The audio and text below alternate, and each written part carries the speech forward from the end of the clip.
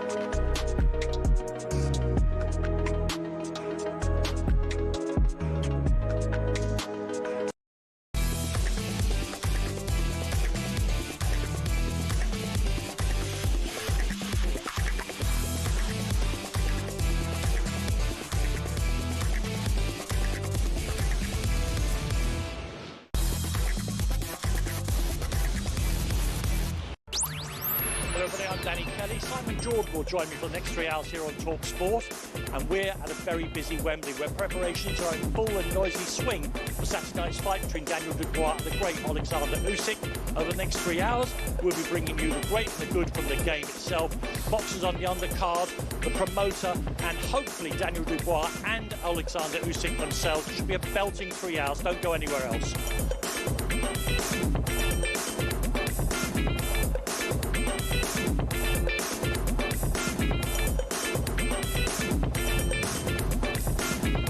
Good morning, everybody, and welcome to what is normally the award-winning White and Jordan. This is Kelly and Jordan. I'm Danny Kelly. Simon Jordan is sat next to me here, and if you hear any banging, clanging and screwdrivering noises in the background, that's because we're live from Wembley Stadium, where behind me right now, well, I would say the thick end of 50 people are busily putting up what will be the stage and then the ring for this huge fight here at Wembley on Saturday night, where history will be made. Either Daniel Dubois will become the first Briton since Lennox Lewis to hold all the titles in 1999, or Alexander Usyk will join the absolute pantheon of boxing greats who've been the unified champion twice in their career. It should be an amazing night. And you just heard from one or two people earlier on that they think Daniel Dubois is now the second best heavyweight on the planet. So this is not a gimme by any stretch the imagination. During the course of the next 3 hours, we'll be talking to the promoter, the fighters, lots of fighters on the undercard, and we'll have plenty of experts for you as well. Simon, good morning. Good morning. This is something I love, whether it's a pop festival or a big sporting event, the bit where they're starting to screw things to other things and bring seats and move people about. It's just brilliant. See the endeavours of how things become transformed into something spectacular for a major sporting event. Human labour. Absolutely. Beautiful thing. For me, this is home from home. You know, obviously having played the first ever game at Wembley and scoring a goal, you know, and spending a lot of time here, so I feel quite comfortable in these surroundings. Just so you know, Simon did score the second ever goal here at the new National Stadium. 3 minutes into the show. And I've got here 21st of April 2011 was the last time we did a show together, but he didn't mention it. Indeed.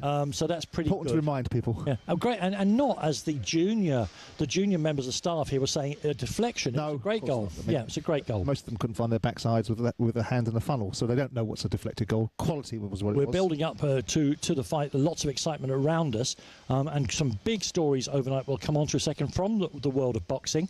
We'll have loads of people who know a great deal more than me and a bit more than Simon about boxing during the course of the next 3 hours, including, you hear his voice all the time on talkSPORT.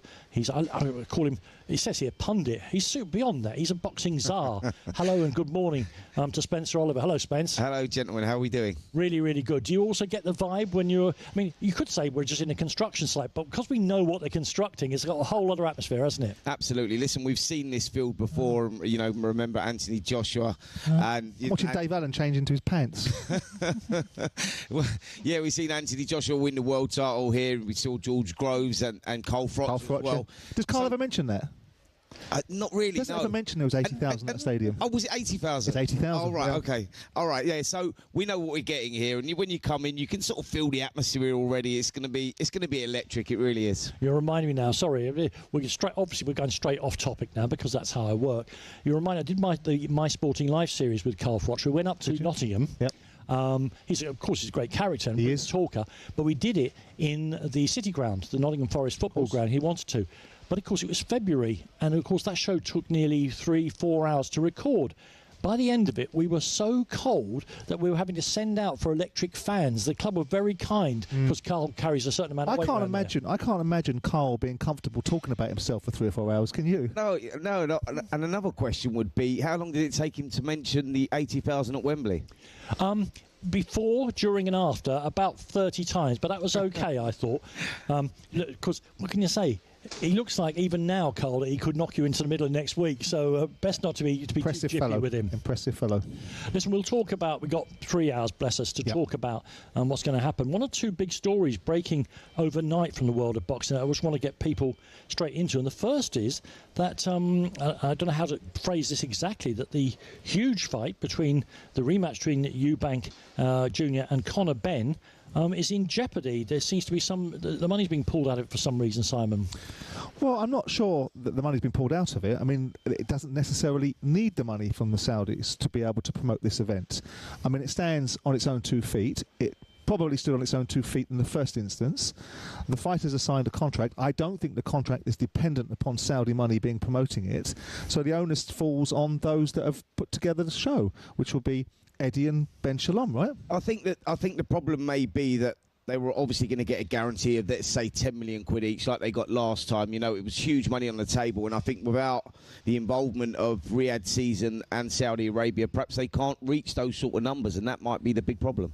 Well, I mean, look, you've still got broadcasters that are going to want to broadcast it. People have seen the scale of the fight. Whether I like the fight or not, Dan, is irrelevant. Sure, but whatever you liked it or not, and your views were perfectly acceptable, the public obviously were interested in it, and huge numbers watched it, and the fight was good. Better than I expected between 2 gents, one of them perhaps way past his best, I don't know. There is clearly there's public interest in it, so they can carry on. Absolutely. I think, if anything, it's a bigger fight now, if I'm totally honest, because I thought, like Simon, I thought that Eubank would be too big, too good. You know, Conor Benn jumping up 2 weight divisions, but he sort of delivered, and they went toe to toe. And I think for the average fight fan that just likes to watch boxing every now and then, they saw that and they saw what both guys delivered and put it and left into the ring. But it's also the theatrics, isn't it, Spence? I mean, the interesting thing would be which Hollywood scriptwriter is going to write a narrative for them now, because ultimately you've had the egg slap, you've had all the controversy in this, you've had Chris Eubank Jr. calling everybody within his periphery a scumbag or whatever else. Turning up at the last minute. And then his father. Now they've got to rewrite a script and get the fighters to regurgitate it. I would be surprised if the Riyadh lack of involvement stops the fight. It just makes the people that have to put the fight on work a little bit harder for their money. Yeah, probably have to invest a little bit more. But look, I'm sure that we do get the fight. I think the date they're talking about is September the 20th. Yep. It was either going to be the 20th or the 27th. Yeah, it's the 20th. That is the date. And I think over the next 24 to 48 hours, we'll get some sort of answers. Okay, completely different story, but again, connected in some ways, Simon, and this is right in your wheelhouse. You'll no doubt be making a whole programme about this very, very soon, is that Turkey Al Sheikh has announced that there'll be no more pay-per-view fights on DAZN. Mm-hmm. Now, I thought that might have been a direct challenge to say, I don't know, broadcast like Sky, who charges extra on top of the subscription, or it may be a reaction to Netflix starting to get involved in this. But what do you make of this decision? He himself decided that Netflix were going to have some of his content.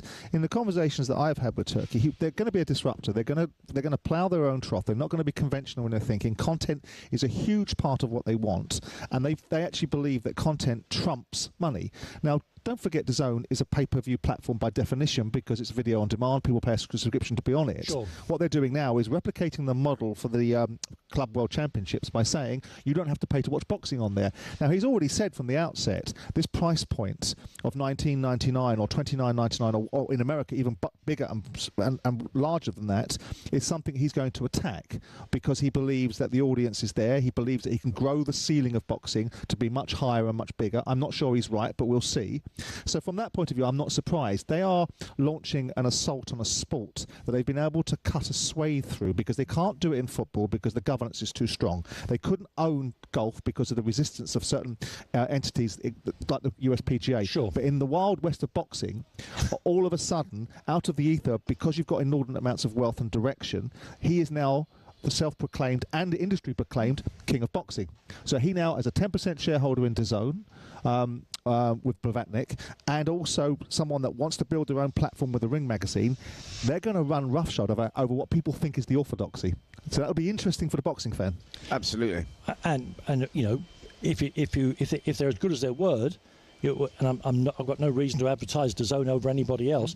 It will be very, very economic compared to trying and watch it fight by fight by fight on other platforms. It depends on who they've got, of course. It all depends on that. Why don't we have a quick break, and when we come back again, we'll be talking about money because Manchester City have announced, are in the process of getting towards announcing a quite extraordinary shirt deal with with Puma. What am I talking about? With Puma.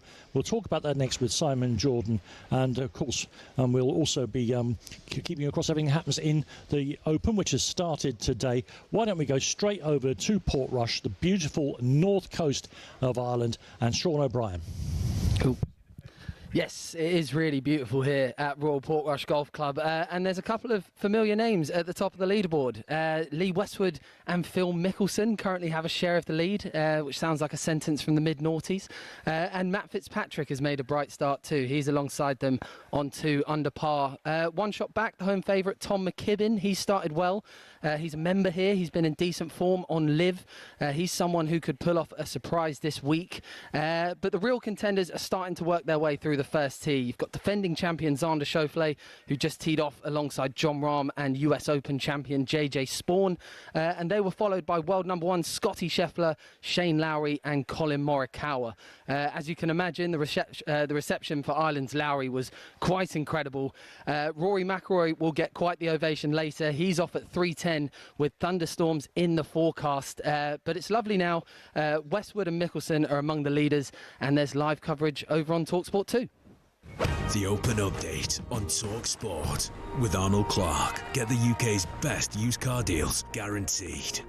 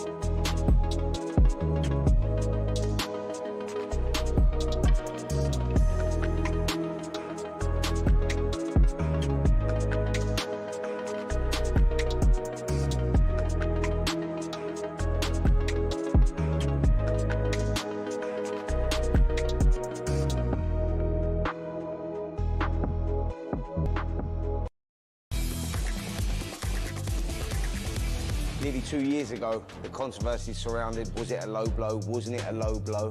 I'm sure we'll see it again, but the crowd are booing as soon as it landed. You can see the pain on Usyk.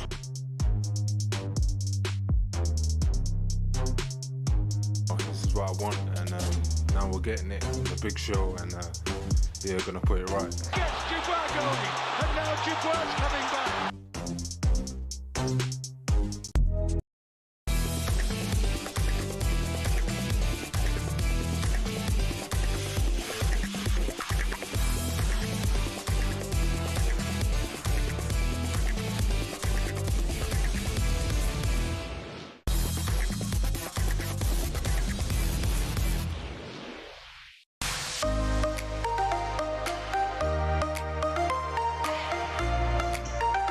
Yeah, time now for us to round up some of football's top business stories with Tesco Mobile for Business.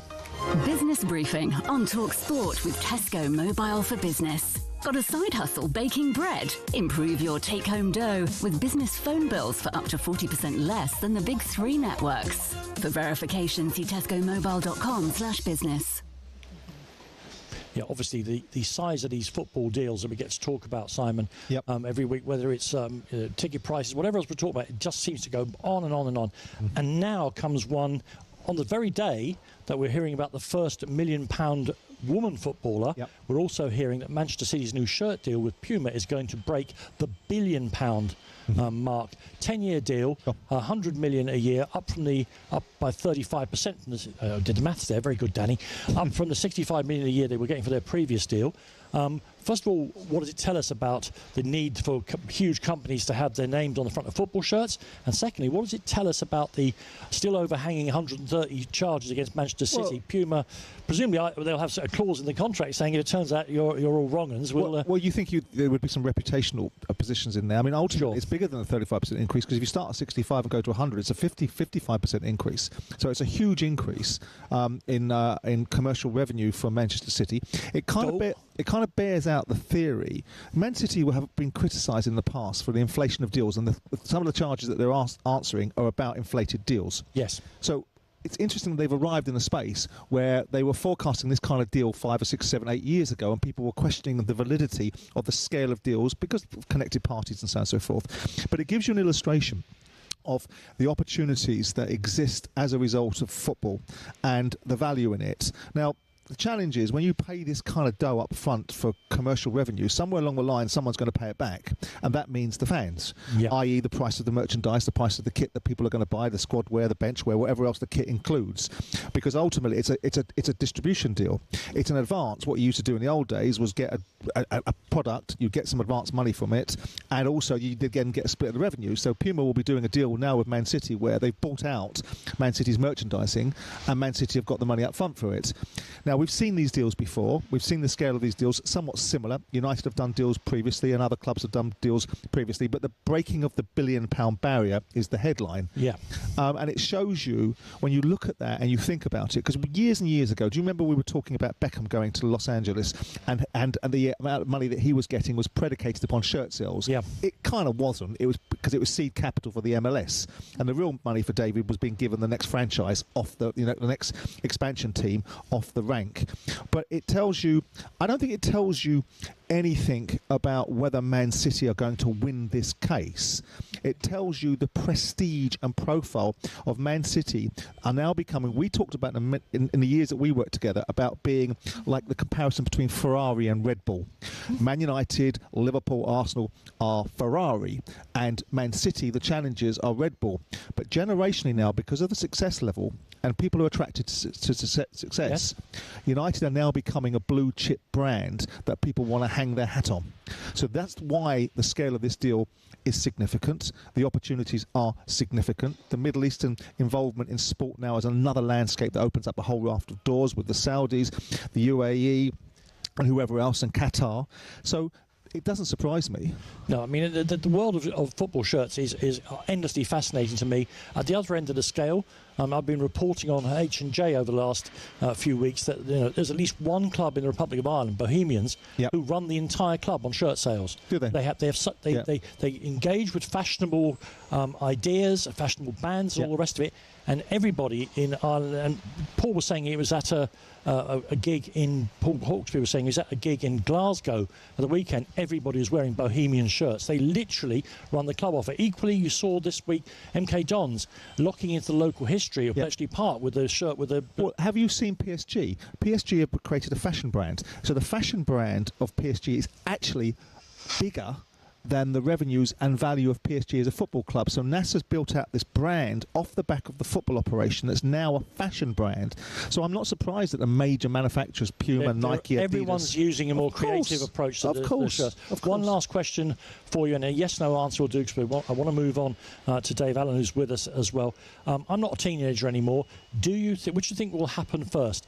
The authorities will actually deal with Manchester City, guilt or innocence, or I'll die. Which will happen first? Well, I would never be wishing your death. Okay. So I'll leave that one open-ended. All right, OK, thank you very much, Dee. That was a version of the Britain's top football stories with Tesco Mobile for Business. Business briefing on talkSPORT with Tesco Mobile for Business. Got a side hustle baking bread? Improve your take-home dough with business phone bills for up to 40% less than the big three networks. For verification, see tescomobile.com/business. Yeah, you're listening to me, Danny Kelly. Simon Jordan, Spencer is also still with us. But also we've got another top boxing pundit. Dave Allen is with us. I always, with my football background, Dave, I always want to read that you're the West Bromwich Albion Intercontinental Heavyweight Champion, but you are, in fact, the WBA Intercontinental Champion. We've not met before. Delighted to meet you. How are you? Well, thank you. How are you? I'm very, very good indeed. It's been 8 weeks since you beat Fisher in that fantastic fight. Obvious question for a human being: what have you been doing with your time? How does the post-fight and the achievement of that ambition? What does it work? You've just been lying around the house? Yeah, I've been enjoying it really. Good man. I'm a keen Pokemon enthusiast. I have a Game Boy from the late 90s that I play. I'm the 151st fastest ever man to complete Pokemon Yellow. So I'm playing that. Can you explain to the uninitiated like myself? Is that a big deal? I would say so. Yeah, I'm pretty proud of it. Yeah, it's up there with my best ever life accomplishment. The 151st person to, or the best fastest person to ever complete this certain game. Yeah. Okay. So, Yellow. Is there still any of those in existence? At least 151 of them, I guess. Yeah. Well, you're making me laugh because the last time there was a Pokemon craze, a proper, real big craze, about 10 years ago, I was working on here on talkSPORT with Darren Goff on a show that we did it was sort of drive time. And one day he was very late for work, Dave, and I said, where the hell have you been? We're due on in 30 seconds. The Pokemon thing had taken him out into the middle of the River Thames. He's on a bridge trying to capture something in Pokemon rather than turning up for work. I'm glad you're relaxing, though. That's a good thing. At what stage do you and your team start to engage in what next for yourself, the next fight? It's difficult because obviously I've had 33 fights now. You are only as good as your last fight, and my last fight for at least one round I was fantastic, and everyone keeps telling me that. So it's been nice. It's been a really nice 8 weeks. Everyone's been singing my praises. So yeah, I've been enjoying it really. I guess now is the time to start looking at the next one. I think it's going to be October back in Sheffield. I'm going to get to headline, my home city, I guess, Sheffield really. It's a big boxing city, so we're going to headline there. Who that will be against, we're still not sure, but we're working on that now. Spencer, what's the process? You've been on both sides of this in some ways. What's the process for someone like Dave who has had this result that everybody was hoping for? And except Johnny Fisher, of course. Except for Johnny Fisher, who probably was hoping for the other result. How do you go about deciding who's next?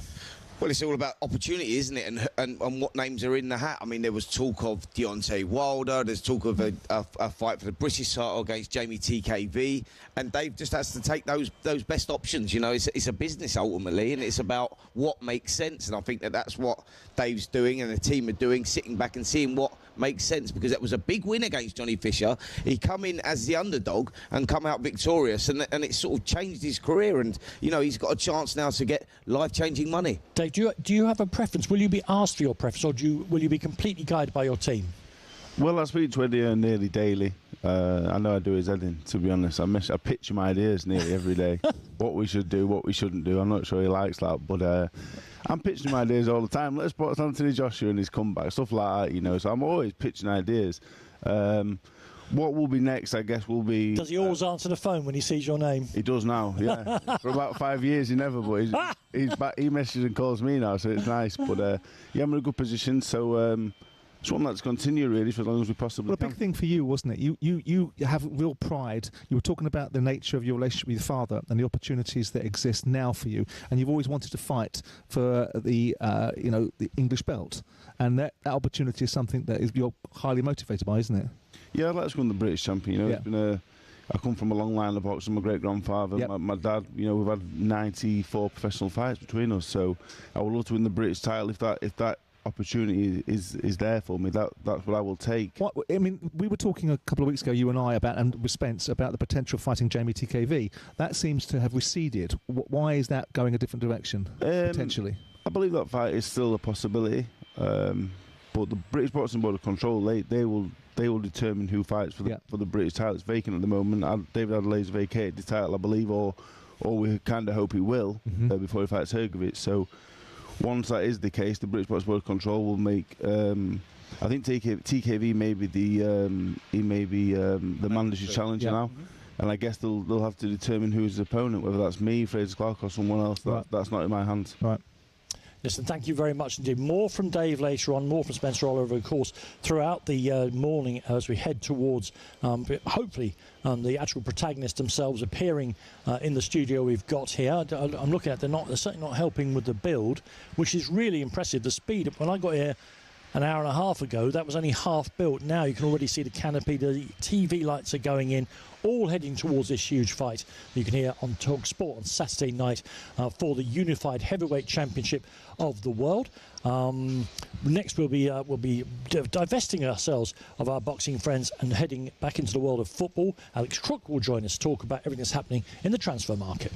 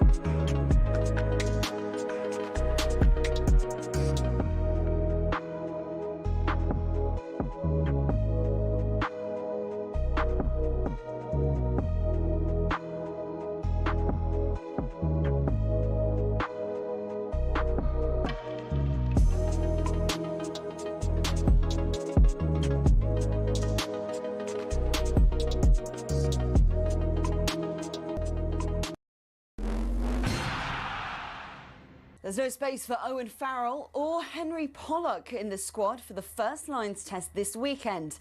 Tom Curry's been preferred to Jack Morgan at flanker, and there are no Welsh players in the team for the first time since 1899. Andy Farrell spoke earlier and says experience played a part in his decision. You obviously take into consideration a lot of things, obviously form, but a big part of that as well is big match temperament, and I think we've got a good few of those in the starting lineup. That first test is live on talkSPORT on Saturday morning.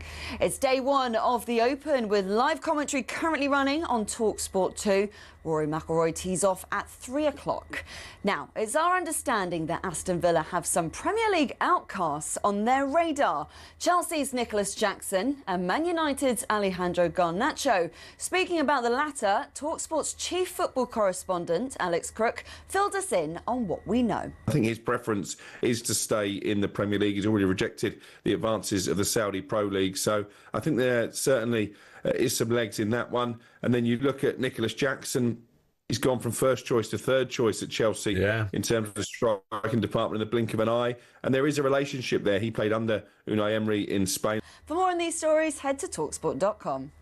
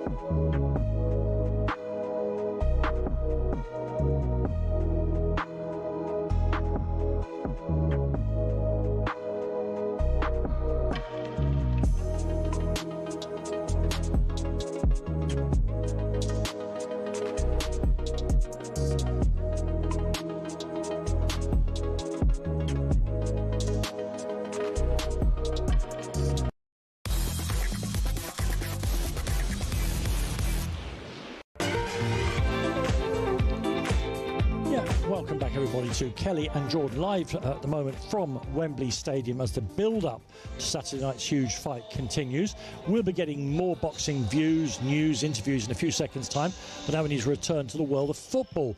Don't forget that tonight you can you can catch England take on Sweden in their Euro quarter-finals right here on talkSPORT. Joe Shannon and former England striker Tash Dowie will bring you commentary from 8 p.m, and we already know that they will play Italy in the semi-finals if they can get past that Sweden side that looks so impressive against Germany. That's live on talkSPORT from 8 p.m, which takes us now to our football czar. Chief football correspondent is the name in his car parking space, Alex Crook, with all the latest. Hello, Alex. Good morning. Are we well? Yeah, really, really well. I'm not going to start with a transfer because, I keep an eye on these things, but I think you're more across it than me. What's the latest from what can only be described as the chaos at Sheffield Wednesday? Yeah, I think the title Crisis Club was invented for Sheffield Wednesday. It's been a saga that's been going on for several months now, and I feel really sorry for the Sheffield Wednesday supporters. It looked at the end of last season like Danny Roll would walk away. There was interest from the likes of Leicester, Southampton clubs in Germany as well.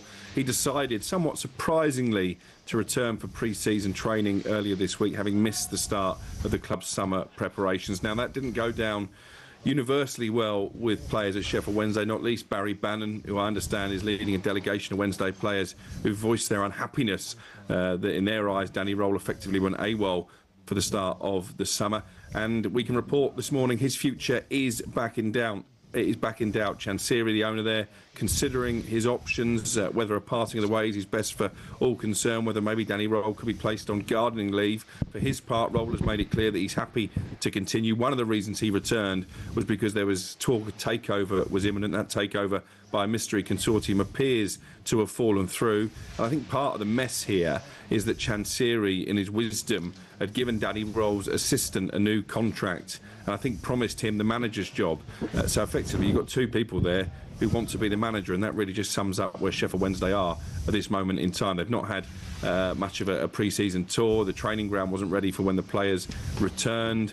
Players have gone unpaid for several months. They've lost some of their young players to relatively modest fees, and I fear for them heading into the season.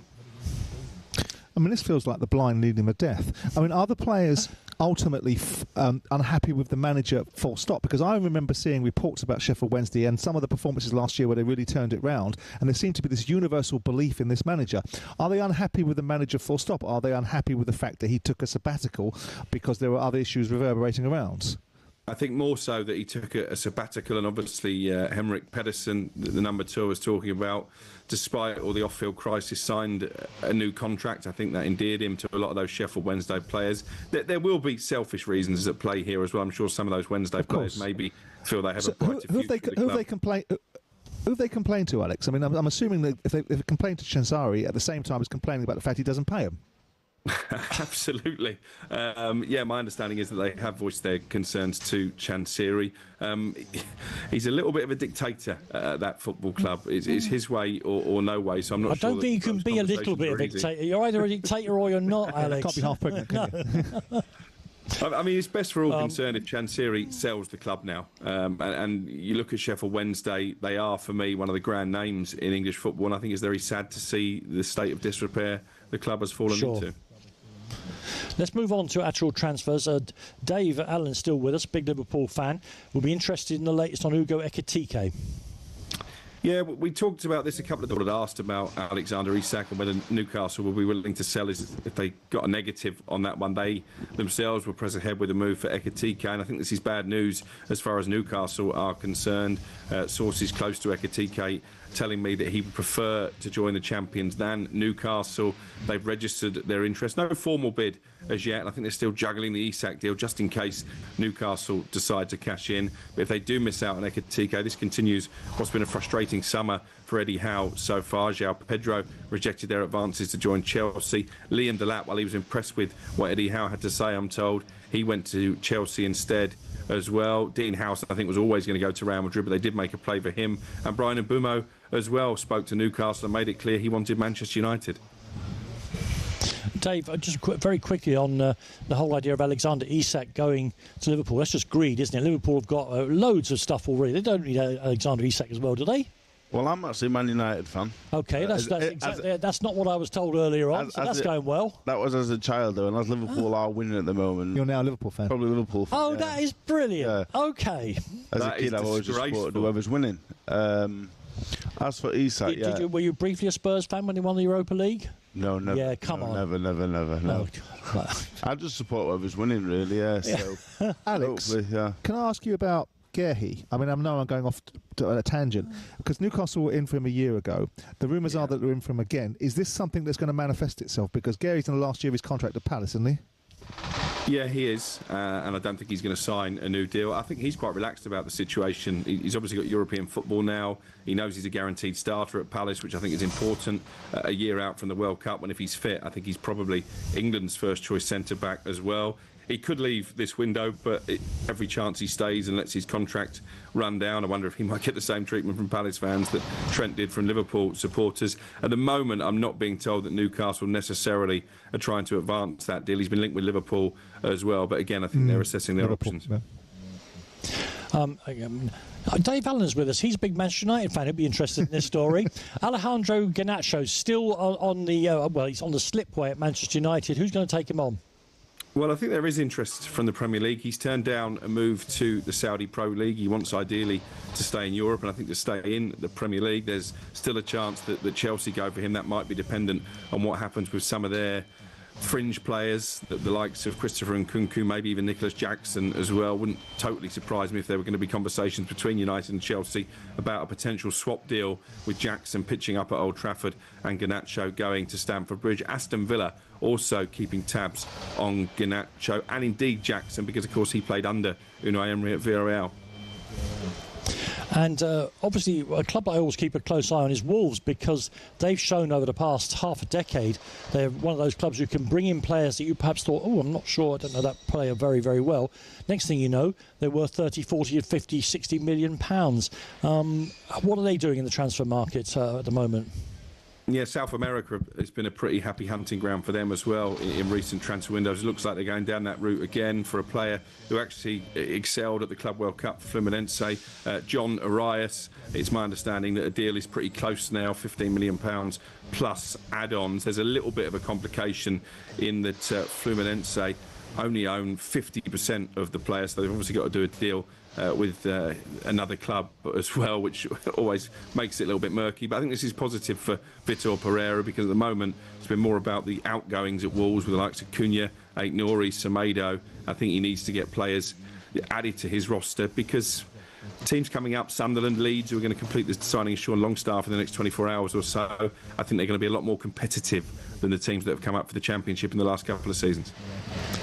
Well, to be frank, they couldn't be less competitive, could they? So you're probably right on that one, Alex. Thank you very, very much indeed. All the latest there from Alex Trook every morning here on talkSPORT, who keep you right up to date with everything that's going on in the world of transfers. Of course, the talksport.com, the website, also packed with transfer news, speculation and tittle-tattle, frankly. Let's get ourselves back to the north of Ireland at Portrush, where the Open is in full swing now, as I suspect is the Irish weather. Sean O'Brien. Yeah, the brollies were briefly up. Phil Mickelson's wearing those 2 waterproof gloves that he's got, and yeah, we're getting a little taste of those proper Open conditions. More of that to come later, I think. But it's Denmark's Jakob Skov Olesen who's leading at 4 under. And 1 shot back, no problems for Lee Westwood. He's 3 under. This is his first appearance at the majors in 3 years. He made it through qualifying, and he actually finished tied for 4th when the Open was here in 2019. So early days, of course, but we spoke to him yesterday, and when we put to him that he's rated at 500 to 1, his response was, that sounds about right. So probably surprising even himself out there. You can read that interview over on talksport.com. Hao Tong Lee is also 1 back on 3 under.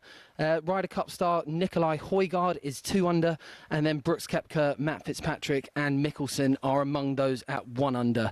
So yeah, the rain is coming. Denmark's Olesen leads, Westwood's 1 back, and there's live coverage over on talkSPORT 2. The Open Update on talkSPORT with Arnold Clark. Build your own car deal, all with a few clicks.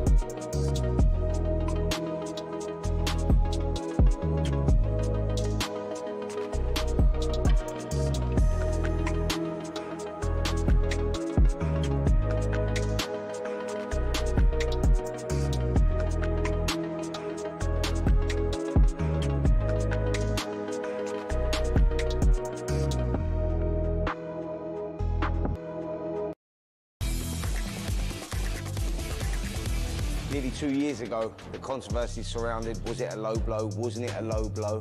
I'm sure we'll see it again, but the crowd are booing as soon as it landed. You can see the pain on Usyk.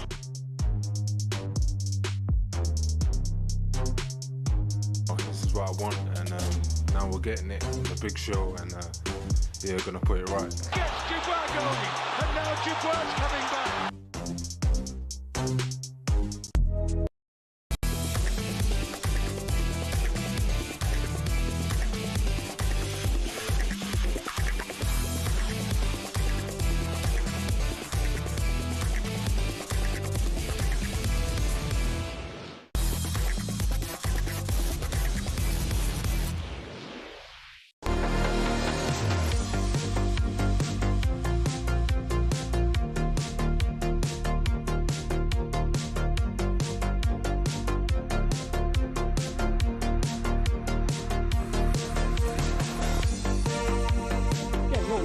To Kelly and Jordan on talkSPORT, live from Wembley, where the construction for and the build-up to Saturday night's enormous fight is now in full swing. Though here it's time for us to catch up all the latest odds across a range of sports, thanks to BetMGM.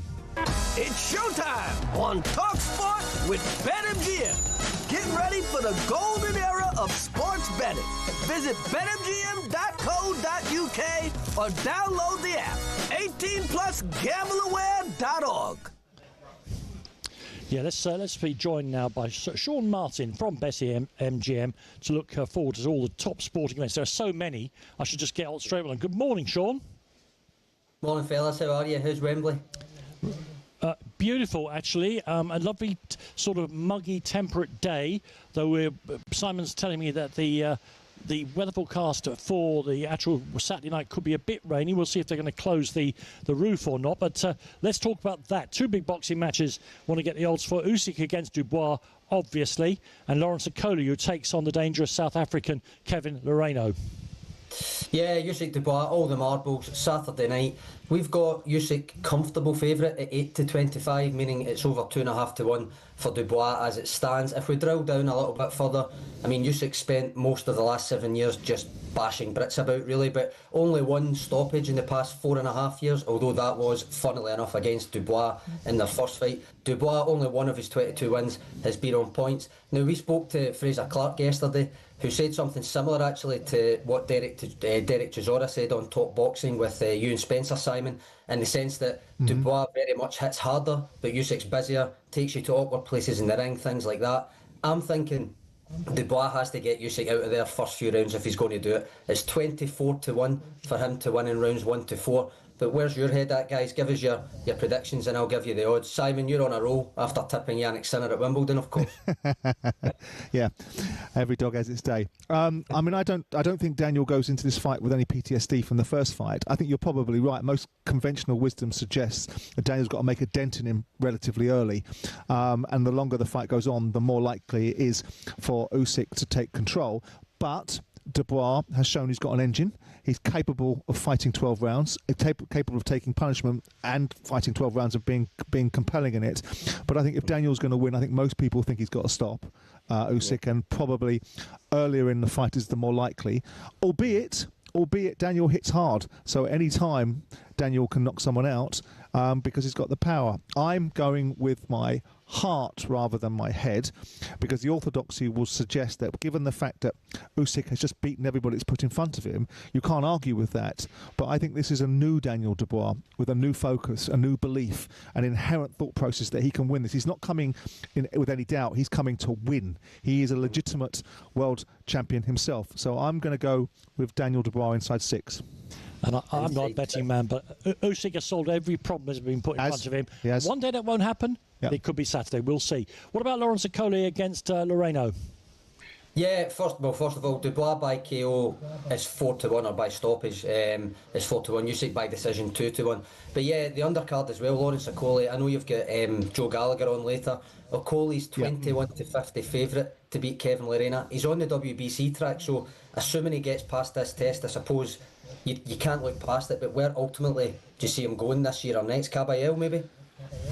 Well, I mean, Ajak Kabial is a particular favourite of mine. You know, I've watched him over the last 18 months really develop after beating the big Russian Makhmudov, then dealing with Frank Sanchez, then dealing with Zhili Zhang, and doing them compellingly and getting off the floor to do it against Zhang.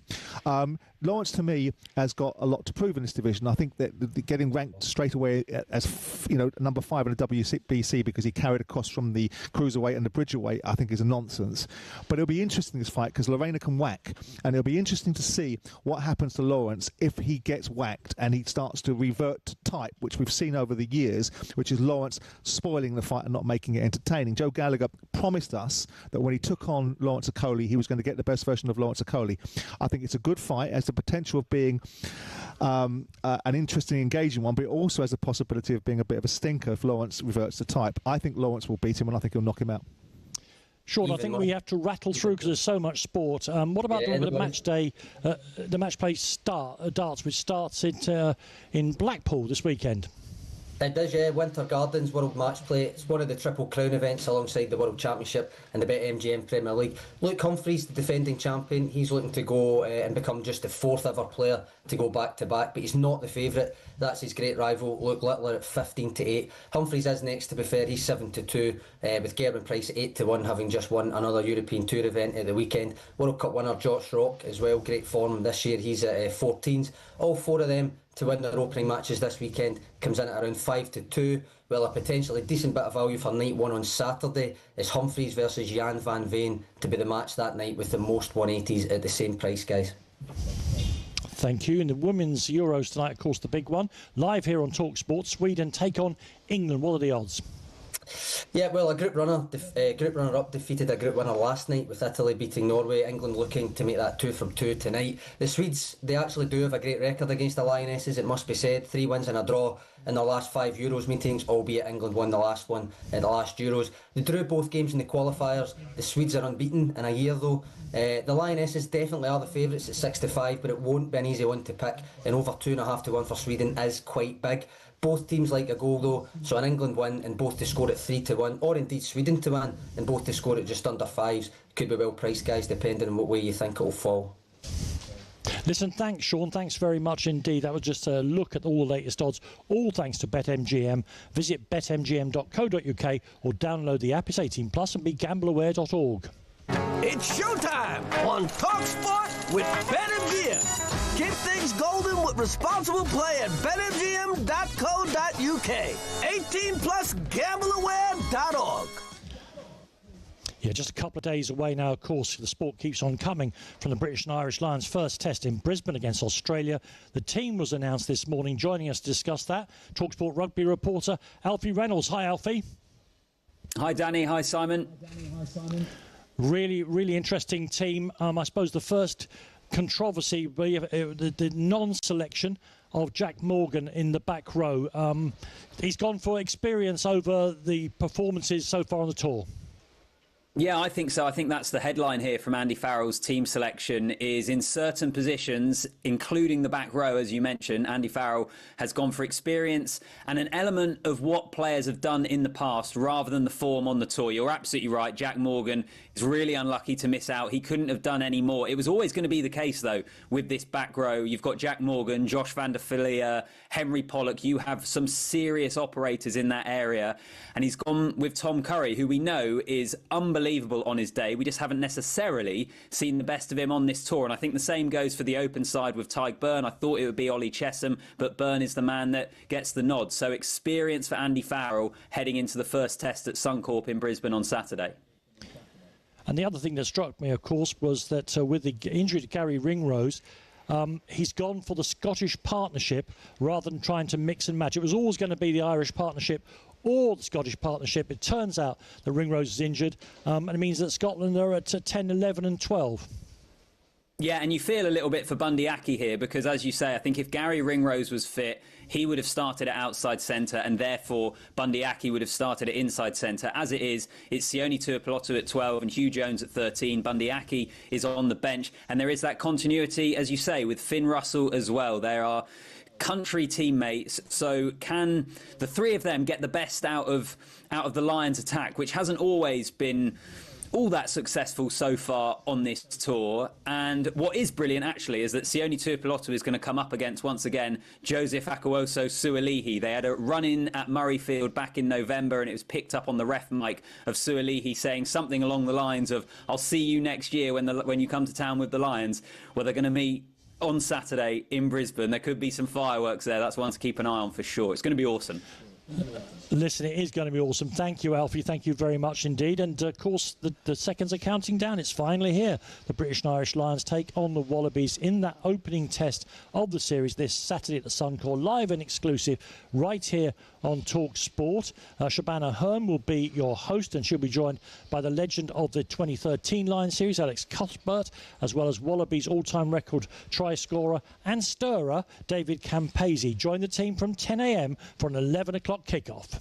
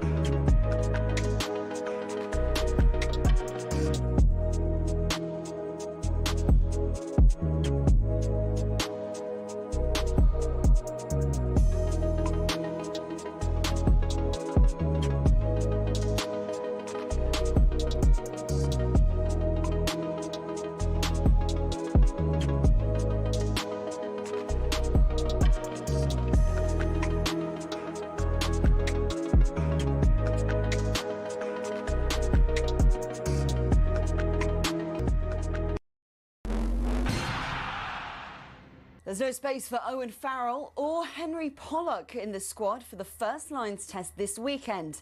Tom Curry's been preferred to Jack Morgan at flanker, and there are no Welsh players in the team for the first time since 1899.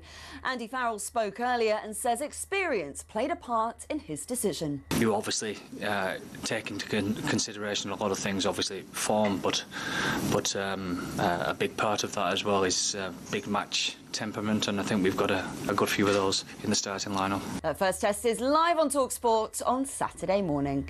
It's day one of the Open with live commentary currently running on talkSPORT 2. Rory McIlroy tees off at 3 o'clock. Now, it's our understanding that Aston Villa have some Premier League outcasts on their radar.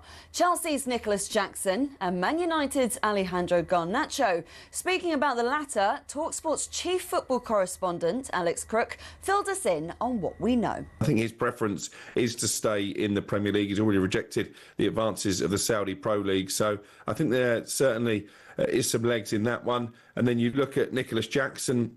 He's gone from first choice to third choice at Chelsea in terms of the striking department in the blink of an eye. And there is a relationship there. He played under Unai Emery in Spain. Serena Wiedmann says she's totally focused on tonight's match with Sweden at the Women's Euros. Victory in Zurich was set up a tie with Italy in the semi-finals on Tuesday. talkSPORT's Leanne Sanderson reckons tonight's tie is not going to be an easy task. It's going to be probably the most difficult Sweden we've come up against, to be honest. They're in really good form, coming off a fantastic result against Germany. But I think the Lionesses in this group of death that they were calling it, with the Netherlands and France and Wales, I think after that first game against France, we kind of, kicked into gear. You can listen to England versus Sweden live from 7 tonight on talkSPORT. And more powers to VAR? Well, football lawmakers are apparently going to look into it. IFAB are going to explore the technology, possibly covering corner kicks and second yellow cards. And if the changes are agreed on, they'll be in place before next year's World Cup. For more on these stories, head to talksport.com.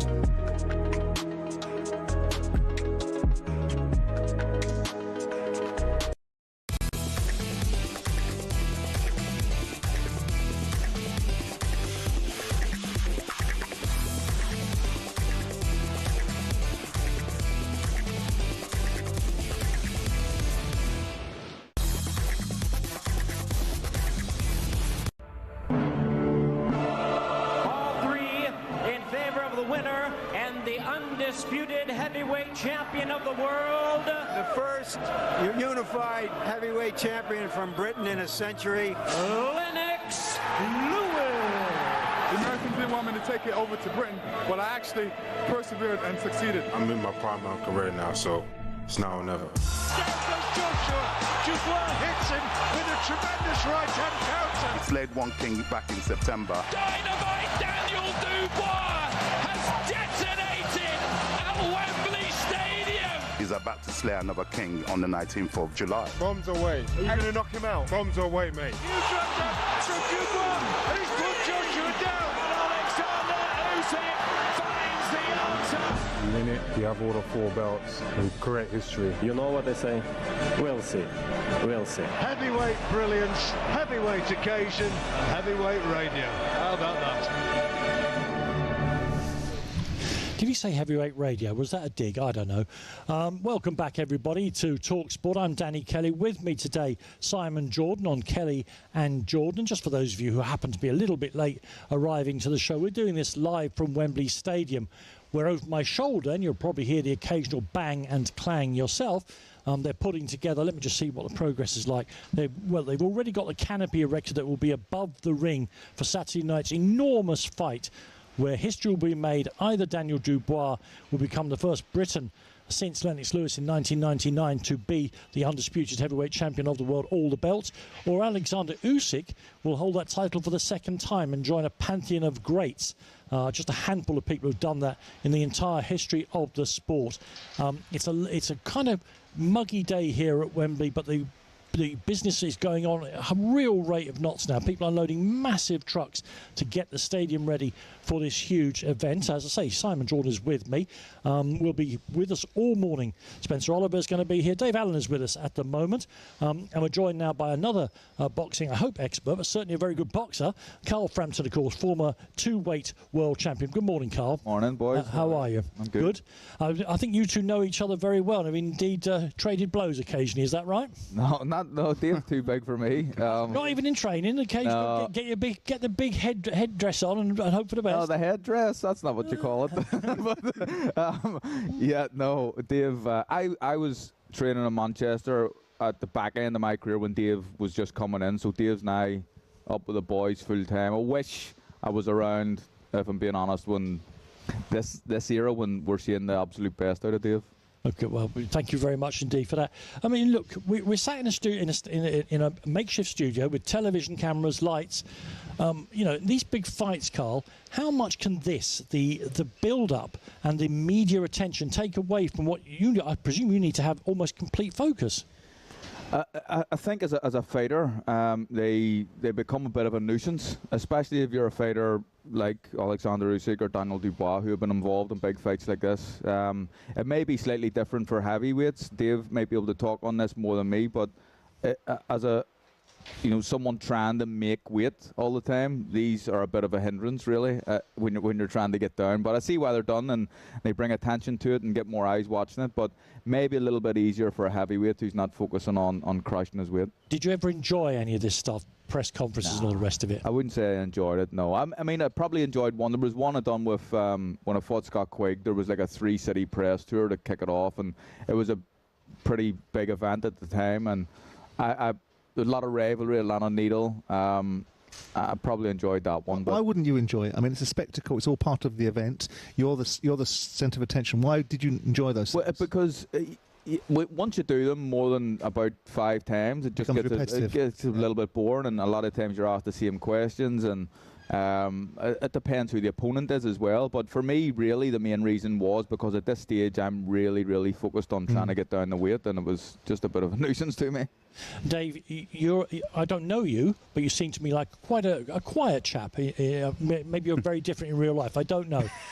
But one thing about it, he's absolutely right, Carl. If you're a heavyweight, as you start to go up, as you're doing, you're going to get a lot more of this. So you're looking forward to it. Because some people, look, Tyson Fury clearly enjoys it better than the boxing, but other people, it might be a bit of a strain. Yeah, I think in my younger days, I really enjoyed press conferences, public workouts. I was often better at the press conferences than I was on fight night, so that definitely helped me. That's where I used to shine, and then let everyone down Saturday. But I didn't have to make a weight, which definitely helped. When I was younger, I was a bit of a character, so I enjoyed all that stuff. But I think it depends on the person, really. A lot of people are very... Carl, you were very professional, weren't you? Tried to be. Yeah, I used to look up to Carl, madly enough. Yeah. So yeah, Spencer Oliver looks up to me. Looks up to everybody, doesn't he? Carl, let's turn to the boxing again then. We've seen these two fight once before. There was controversy. It was exciting. That's why they're doing it again. What do you see have been the key things between the two boxers that will decide the outcome? Big question. I think there's going to be a real battle for the centre of the ring, and both guys will want to be going forward, and Daniel in particular will want to kind of impose his size and strength, but it's all that's easier said than done when you're fighting someone like Alexander Usyk. So I think we'll see a lot of fighting in the middle of the ring. I think that Daniel's best chance in the fight is in the first half. I think he needs to start fast as well, and he definitely has a chance. Look, he's fighting an all-time great, in my opinion, in Alexander Usyk, who is the favourite, but Daniel's a better fighter than the one we seen when they fought the first time in Poland. But for me, I've just given up betting against Usyk. I picked Fury to beat him the both fights, and he figures them all out. He finds a way. I said that earlier on. I mean, not that I'm always right about things. He's a problem solver as well as being an amazing athlete. He's a problem solver, isn't he? Dave, it's one thing, as Carl says, to talk about taking on someone as clever as Usyk and occupying the middle of the ring. Entirely another thing to do it. How does he go about doing that? Well, I sparred Alexander Usyk. Did about 30 rounds with him about 5 years ago. He's the most clever boxer I've ever been in a ring with. He's just really clever. He's not the biggest heavyweight, but his movement is fantastic. He's hard to hit with this. I hit him with an uppercut on one of the spars. I thought I was really pleased with myself. I never hit him with it again the whole time I was there. He's just he adapts to everything. He's really, really clever. But I think this fight's all about the timing. Usyk, this may be one fight too many for him, and I think that's what it's going to take to get him beat. Why would you say that? Have you seen signs, or is it just instinct? What do you think about that? It's just time. It catches up with everyone, I think. And he's not a really, really big heavyweight. He's nearing 40. Time will catch up with him at some point, and it could be Saturday, I think.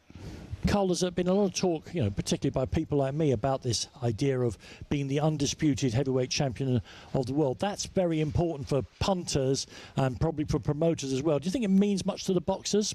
Oh, of course it does. Yeah, I mean, I would have loved to have been an undisputed champion. I was lucky enough to be able to call myself unified in a weight division, but to have all 4 belts, we know who the best is. There's no question about who the best is in the division. Then, if you're undisputed, and it doesn't. Well, I was going to say it doesn't happen often enough, but recently we've started to see more undisputed fight takes place, which is brilliant. Which is brilliant for the sport, and I think the sport is in a much stronger position now than it was 5 or 6 years ago. Do you think Alexander's been in with anyone, Carl and Dave, that hits as hard as Daniel? Again, Dave might be able to answer that better. He talked about it. I think he said he was asked the question, who hit you the hardest, and it was a surprising answer. I think he says Marius Wack. Did he? No, from personal experience, I think he said Chisora. He said Chisora. Oh, he said Chisora, that's right, actually, you're right. I've sparred all the best heavyweights of the last 10 years. Chisora hit me the hardest as well. But I think Dubois got probably a little bit more skill, a bit more now, so he's more likely to hit Usyk with a shot than probably Chisora would be, I think. I mean, a lot's made about Alexander Usyk's weakness, about going to the body. Do you see that as a component part of what Daniel's going to have to do? I think he'll have to go to the body, and whether it's a weakness or not, I don't know if he has a weakness, because we seen him down when that, if you want to call it a low blow or whatever you want to call it. We both think it wasn't a low blow. I think it was fine. I think the shot was okay, but I think he used his experience and he done what an experienced fighter would do and took a red. Not sure Dave agrees with you about the low blow. No, I thought it was an illegal blow. Yeah. Did you? Yeah. Carl, can I ask you? I mean, we've heard some news about the Eubank Ben fight rematch, which I'm not particularly enamoured with in the first place, but that's a different discussion, that the Saudis are not behind this anymore economically. Do you think that this will subsequently put the fight in jeopardy, that we won't see it as a result of this? I'm not sure. I don't know. I mean, I'm of the same opinion of you. I think it's a dangerous fight for Chris Eubank, certainly more so than Conor Benn. But it would give Conor Benn. I mean, it was an unbelievable night. It was everything. It was like pure theatre and drama. But the fight lived up to more than I expected. I didn't expect it to be the fight that it was. So, in that sense, I wouldn't mind seeing it again. But I do think it's a dangerous fight for Eubank. I don't dangerous really know. In what way? Because of the weight situation? Yeah, because of the weight. I think it's more dangerous. Look, he's coming down to so he's 160. He's fought his last few fights at 160, but he has fought at 168. And as you get older, surely you rather than going down the divisions, you tend to go up. So it's a struggle for him to do 160, but he can do it, and boxers struggle. But I think the rehydration clause is a really dangerous thing. I don't like. But that's his choice, isn't it? It is his choice. The rehydration clause is an economic benefit. That if he doesn't rehydrate, or if he does rehydrate and breaches the covenant that he's given, then he loses some money out of it. So he makes that choice. He does make that choice, and it's always interesting. I mean, I don't know what is that a stipulation that there has to be it. That must be from Matchroom side anyway. They'll be looking after their fighter and Conor Benn, and they'll want that rehydration. It's just. I always think that Eubank is in a position, if they really want the fight to happen, he says, we'll make it wait once and then there's no rehydration clause. Carl, we've heard Simon's view from his heart that Daniel Dubois will win here on Saturday night. What's your own feeling? I think he has a chance. I really, really do. I think Usyk will win. Like I said earlier, I just think that he figures them out, and I kind of obviously he'd be going into the fight with a game plan, as boxers do. Sure. But I feel like he kind of almost he can alter the game plan himself without being told mid-fight or after a couple of rounds. He'll have a look and he'll figure out what's going on and almost like download everything in front of him. And another point as well, Usyk, a master boxer, the great amateur experience as well. Guys with backgrounds like that, they tend in a rematch to have figured someone out, and they will have he'll know what they expect from Daniel. Now, in the same that works both ways, of course. Yeah, it does work both ways, but I think that Usyk, the rematch, Usyk will have learned more about Daniel in that than Daniel will have learned about him. Okay, listen, thank you very much indeed. Carl Frampton there giving us his advice on the big fight Saturday. It's live, of course, here on talkSPORT. Carl will also know, given his accent, how lovely the weather always is in the north of Ireland, where at Port Rush the Open is in full swing now. Reporting for talkSPORT, Sean O'Brien. Yes, 4 under leads the way at the moment. Denmark's Jakob Skov Olesen is making Royal Portrush look pretty straightforward. And there are birdies out there, especially while it stays dry. Remember, Shane Lowry won on 15 under par in 2019. So it's not easy by any means, but it does reward good golf. And speaking of Lowry, the Irishman has made a strong start. He narrowly missed out for birdie at the first, grabbed a birdie at the second. So he's 1 under par. There's a mural dedicated to Lowry as you come into Portrush. This place is just full of amazing memories for him and the crowd. And he's been playing some good golf, so he's a genuine contender this week. Playing alongside him is world #1 and pre-tournament favourite Scotty Scheffler. Fresh off the back of that existential crisis that he had earlier in the week. He's 1 under after a birdie at the third. And it is dry out there for now. Denmark's Olesen leads the way with Lee Westwood just 1 back. And there's live coverage over on talkSPORT 2. The Open Update on talkSPORT with Arnold Clark. Everything for your car, all in one place.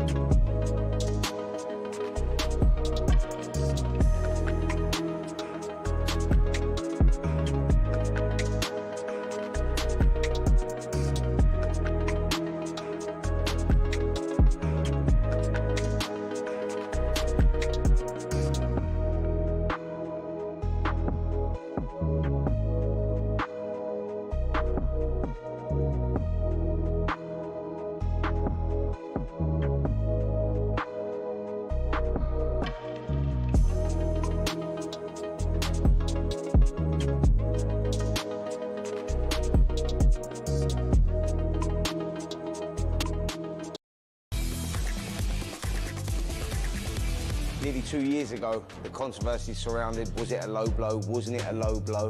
I'm sure we'll see it again, but the crowd are booing as soon as it landed. You can see the pain on Usyk.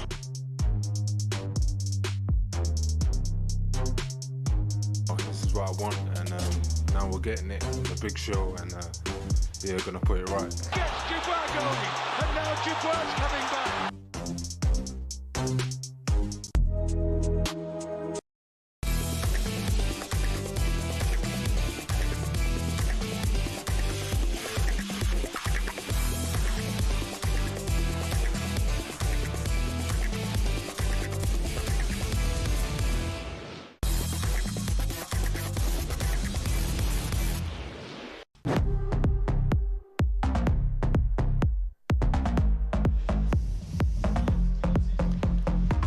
Yeah, you're listening to Danny Kelly and Simon Jordan here on talkSPORT. We're live from Wembley Stadium. Preparations continuing apace now for the huge fight on Saturday night. Daniel Dubois, Alexander Usyk 2. And don't forget, the big fight is live this Saturday only on DAZN. There's a huge undercard as well. Adam Hamid is fighting Ezekiel Gregoris at light welterweight, and like I say, we're joined by his trainer, manager, all sorts of things, Sam Jones. Sam, good to meet you. I'm definitely not a trainer. No, okay, you're his manager. Okay, I'm his manager, yeah. No, it's a great opportunity for Adam. He boxed on the first Usyk Dubois card in Poland. So it's another fantastic opportunity for him. So we're very grateful to Frank and George Warren for that. Talk to me. I'll definitely talk to you about. I mean, Simon will ask you all about the fight because he knows more about the opponent than I do. On the big fight, what are you expecting to see here? Because obviously the spectacle is going to be amazing. Just looking at what we're seeing behind us here. What about inside that squared circle? What are you expecting to see Saturday night? The unexpected. I do think we're going to see the unexpected. I mean, listen, Usyk's the favourite. He has to be made the favourite. But I just have I'm not saying it's going to happen because I'll get a lot of stick for it, but I just have this feeling Big Daniel is going to shock a lot of people. I think his mind's in the right place now. I think he's a completely different fighter. He's recharged, re-energised. And I'm not saying he will win, but I would not be shocked one bit if Daniel gets the job done on Saturday, because I think timing's everything in boxing. It's what we think, Spence, isn't it? Mm-hmm. Yeah, exactly that. You know, look, you've got to look at the momentum that he's had. And yes, Alexander Usyk's coming off the 2 wins against Tyson Fury, but at his age, they will have been taxing on Usyk for sure. But Daniel Dubois, the younger of the two, was 25 when they boxed out in Poland. He had his moments out there as well. Yeah, Usyk went on and he won, and the controversy surrounding that 7th round knockdown, was it a low blow? Was it not a low blow? But Daniel's got a lot of momentum from then, and he's grown physically and mentally as well. And I think this, if he's ever going to do it, now will be the time. Home advantage is key as well. Before I ask you about Adam Hamid, obviously the son of Prince Naseem, I wanted to ask you about the biggin that you were given in the kitchen about knowing about the Eubank Ben situation. What do you know about that, Sam? I wasn't giving it the picking. I had heard rumblings that Eubank wasn't really playing ball with the date that was given, because sometimes in these situations you get what you're given. That's the date. You signed to fight for 2 fights. That's the date. That's the date you have to do it. And I've heard that it's he wasn't really playing ball, and the fight's in jeopardy. In jeopardy, yeah. But apparently Turkey's pulled out of it, and that's going to cause even more problems, because that means the cheddar will not be there, Simon. Possibly. Talk to me about Adam Hamid. Obviously, we've seen him. Yes. We've seen him come out against Jesus Gonzalez. Mm-hmm. This is a step up in opponent quality, isn't it? Yes. But I wanted to ask you what it's like. I mean, obviously, we've seen Campbell Hatton just retire. He came in off the back of a legendary father, which always produces its own curve of expectation. This kid and where his journey's going and the background of his father, how's this all playing out in your little world? Well, look, Adam's very grateful of the fact that he knows that he's here because of he gets these opportunities and got his debut opportunity due to his surname, right? He's got a very famous father who did unbelievable things, in my opinion, the most entertaining fighter there's ever been. That's my opinion. And he laid the foundations there for Adam to kind of walk through into these opportunities. But Adam grafts. He grafts extremely hard. He puts in so much work into the gym to be the best he can possibly be. He could have been a bit more active in the last few months, but now we've got it together, and he's going to be very, very active now. He boxed twice in December, and now this is his first fight this year. Yeah, I spoke to Adam yesterday, actually, and he's saying that, at 15, 16 years of age, he had no thoughts about becoming a boxer. He walked into the gym, sort of liked it a little bit. He knew what, the legacy of his father, and that is big shoes to fill, and that adds pressure onto you when you're doing, like the Campbell Hatton situation. Yeah. But he said he liked it, and he's grown at it, and he's now up there working with Jamie Moore and the team, and he loves the environment, and he's trying to carve out his own little path. I did say that to him, actually, about, the pressure on your shoulders because your dad's one of the best to ever do it from these shores. And he said, well, that's what I like. That's what's pushing me on. That's driving me on. And I will say 2 years ago, more or less to the day, we saw him make his debut out in Poland on the undercard of Usyk Dubois. And we see him now, and you see the improvements, the development. I think they've got to take their time with him, let it simmer. But there's definitely potential there for sure. And I like the kid as well. Like, they're very humble. People think about Naseem Hamed as being this brash, flash kid. I wonder why. Because that's called showmanship. And what Naseem Hamed today would be huge, wouldn't he? Because that's what it's all about. It's more about entertainment. And when they, if they're a character outside of the ring, the next question is, can they fight? Yeah. But when we were boxing back in the 90s, it was like, can they fight? Well, what's he like outside the ring? It was all about the fighting, but now it's more about the person and it's the entertainment value. But very humble kid. He's a beautiful Adam. kid. Yeah, Adam. He really He's is. so well mannered. Like you can't. You would have an agenda if you didn't like him, because he's such a respectful person. He's so grateful of his opportunity, but let me tell you, he's full of ability, and he recognises. How old is he, Sam? He's 25. 25. Now, he's fighting in the division that Jack Cattrall, one of your other charges, has just stepped out of and fought Harlem Eubank. We saw the fight. We've gone through that and debated the various spectacles of how the referee performed, and myself and Spencer believe that the referee made the right decision. Yeah. Now that Jack has obtained the victory, where are we likely to see Jack going next?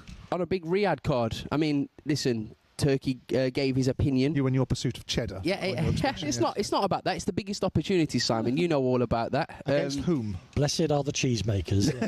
Exactly that. And then purveyors of other dairy products. Jack will fight the biggest available opportunity. I mean, there was Ryan Garcia that was spoken about. Staying at 147 now, is he? It depends where the opportunities are, Simon. But ultimately, we believe, and most importantly, Jack still believes he can be a world champion, which he should have already been. But that's another story for another day. We saw a little glint in Sam's eye then when you asked him the question about where's he going next. He answered it very quickly in saying, on a Riyadh season card. And I'm thinking, pick me, hold on, Turkey, I'm thinking, hold on a minute. Would it be like November 22nd sort of time around? That's ish. Was sort of Jack's ready. He went yesterday to see a specialist about his cut. Jack will be ready for November. So if anybody's listening, specific people, Jack will be ready to fight anybody you want to see him fight. Last question on this, if I may, Sam. He was on the big undercard in Poland, but this is another thing again. This huge dome. I suppose there'll be 80,000 people in, 90,000 people because they're on the pitch as well. Do you make any special preparations with your young fighter for that? No, not really. Adam he's born into chaos, exactly. Isn't he? So he's used to seeing it. But the best thing about Adam is he's very grateful. And do you understand? Like he will look at this and just think, I'm so blessed and fortunate. He doesn't take it for granted like you would. He's not a spoiled kid.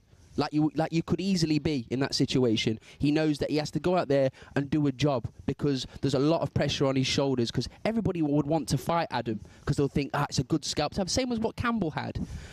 With the greatest respect to Campbell, I think Adam's a completely different ability, but it's hard work for these kids, and that's why I respect to Campbell for shout out Campbell Hatton there because he gave it a go.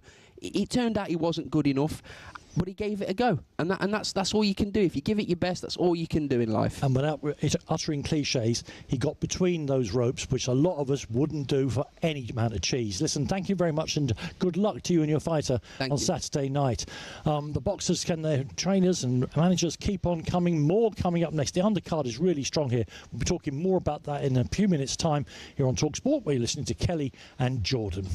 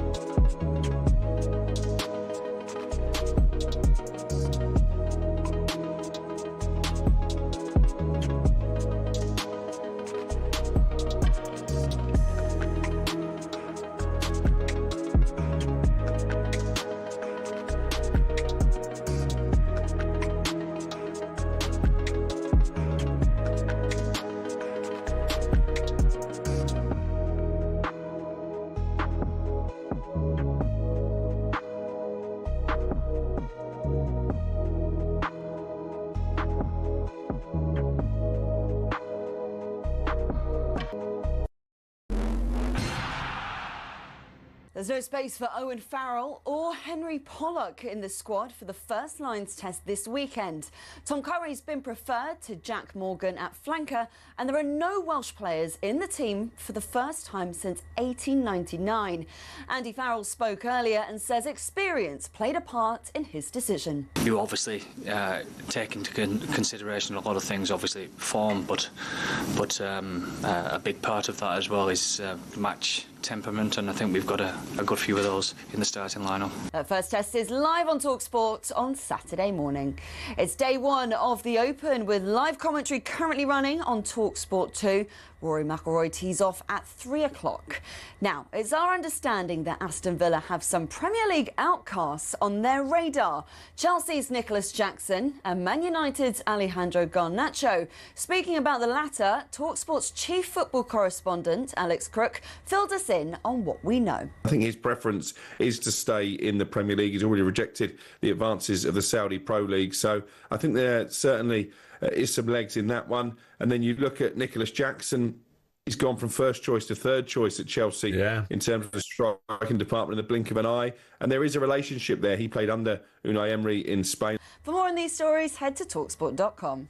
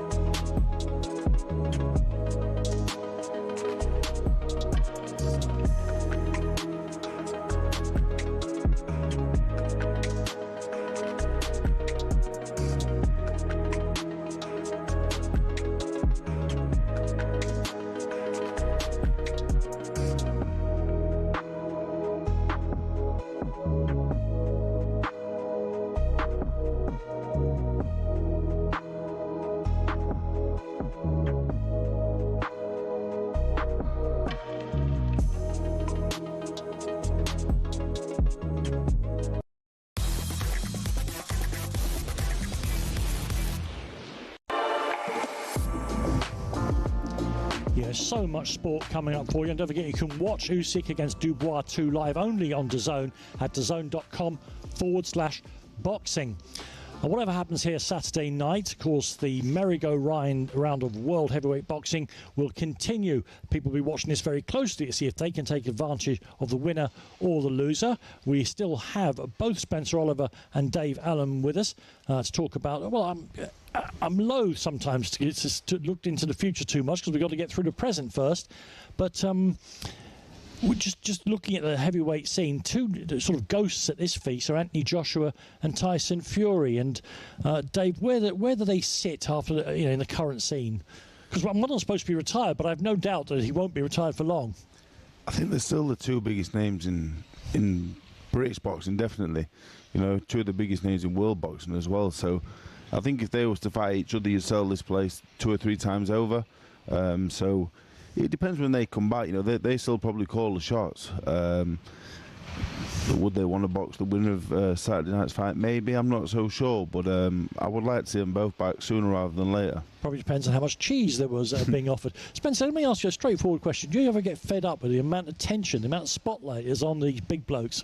No, not at all. You know, because I think that heavyweight boxing is the pinnacle of the sport, and I think it all trickles down from there. And if we're doing really well in the heavyweight division, you know, it creates an interest and an opening for the smaller weights. So no, I think it's brilliant that you know, in modern times we've had the world heavyweight champion. We've got a chance to get the undisputed world heavyweight champion, Anthony Joshua, Tyson Fury. By the way, I do believe will happen. That will be 2026. But in between that, they're both going to need fights. You know, there's people like this man to my right that will be there, and there's talk of, you know, Joshua coming back, and he's going to need a warm-up fight going into that one. He has to have a name of some sort of substance. You know, Dave Allen's put himself in the mix there. There's other names that are being mentioned as well, but what a great opportunity for Dave that would be. And, you know, Joshua, I'm sure, as another fight that he wouldn't mind taking. Tell me, Spence, about the sudden dominance of British heavyweight boxing. I mean, I'm of a generation who believed heavyweight boxing was an American occupation. You know, when I was a very young boy, I remember being dragged by my uncles to cinemas in the middle of the night to watch Muhammad Ali, Joe Frazier, people like that. They were huge, and I never thought a day would come where British boxers would be the dominant ones in the scene, but take Usyk out of it, and that's where we are. We didn't think that, did we? I think it was over 100 years before we had a world heavyweight champion, wasn't it? And all of a sudden now, you know, I think in America, like they've gone into other sports, haven't they? Yeah, and that's what it is. You know, they're getting grants to do other sports now, and colleges, and you know, they're getting other opportunities. So they've gone the other way. So now heavyweight boxing is not dominated. And the Olympic boxing is not dominated by the Americans either. And I think success breeds success, and I think that's what we're having here at the moment. We've got this spur of success, and it's going well. Well, the interesting thing, the position of most British heavyweights during the 70s was horizontal, wasn't it? I mean, look, they could put the advertising on the soles of their shoes. Indeed, yeah. Do you know who I saw yesterday? Actually, while you're talking about that sort of era, I saw Joe Bugner Jr. Wow. So yeah, and we hooked up. It was the first time, yeah, and he said his father's doing, you know, he's okay, he's over in Australia. But yeah, we're talking about the fights he had with Muhammad Ali, Joe Frazier. You know, going back them times. There was a talent, Bugner, that was never fulfilled because he had all the ability, but he didn't throw his hands enough, did he? But a question for you about the Ukrainian side of things. We just made a point about British boxing, but the Ukrainian side of things have been going for some time. You saw Vitaly Klitschko, you saw Vladimir Klitschko, you've seen, you know, Vasily Lomachenko, and now you obviously in the heavyweight division you've got Alexander Usyk. Why are the Ukrainians producing such elite fighters?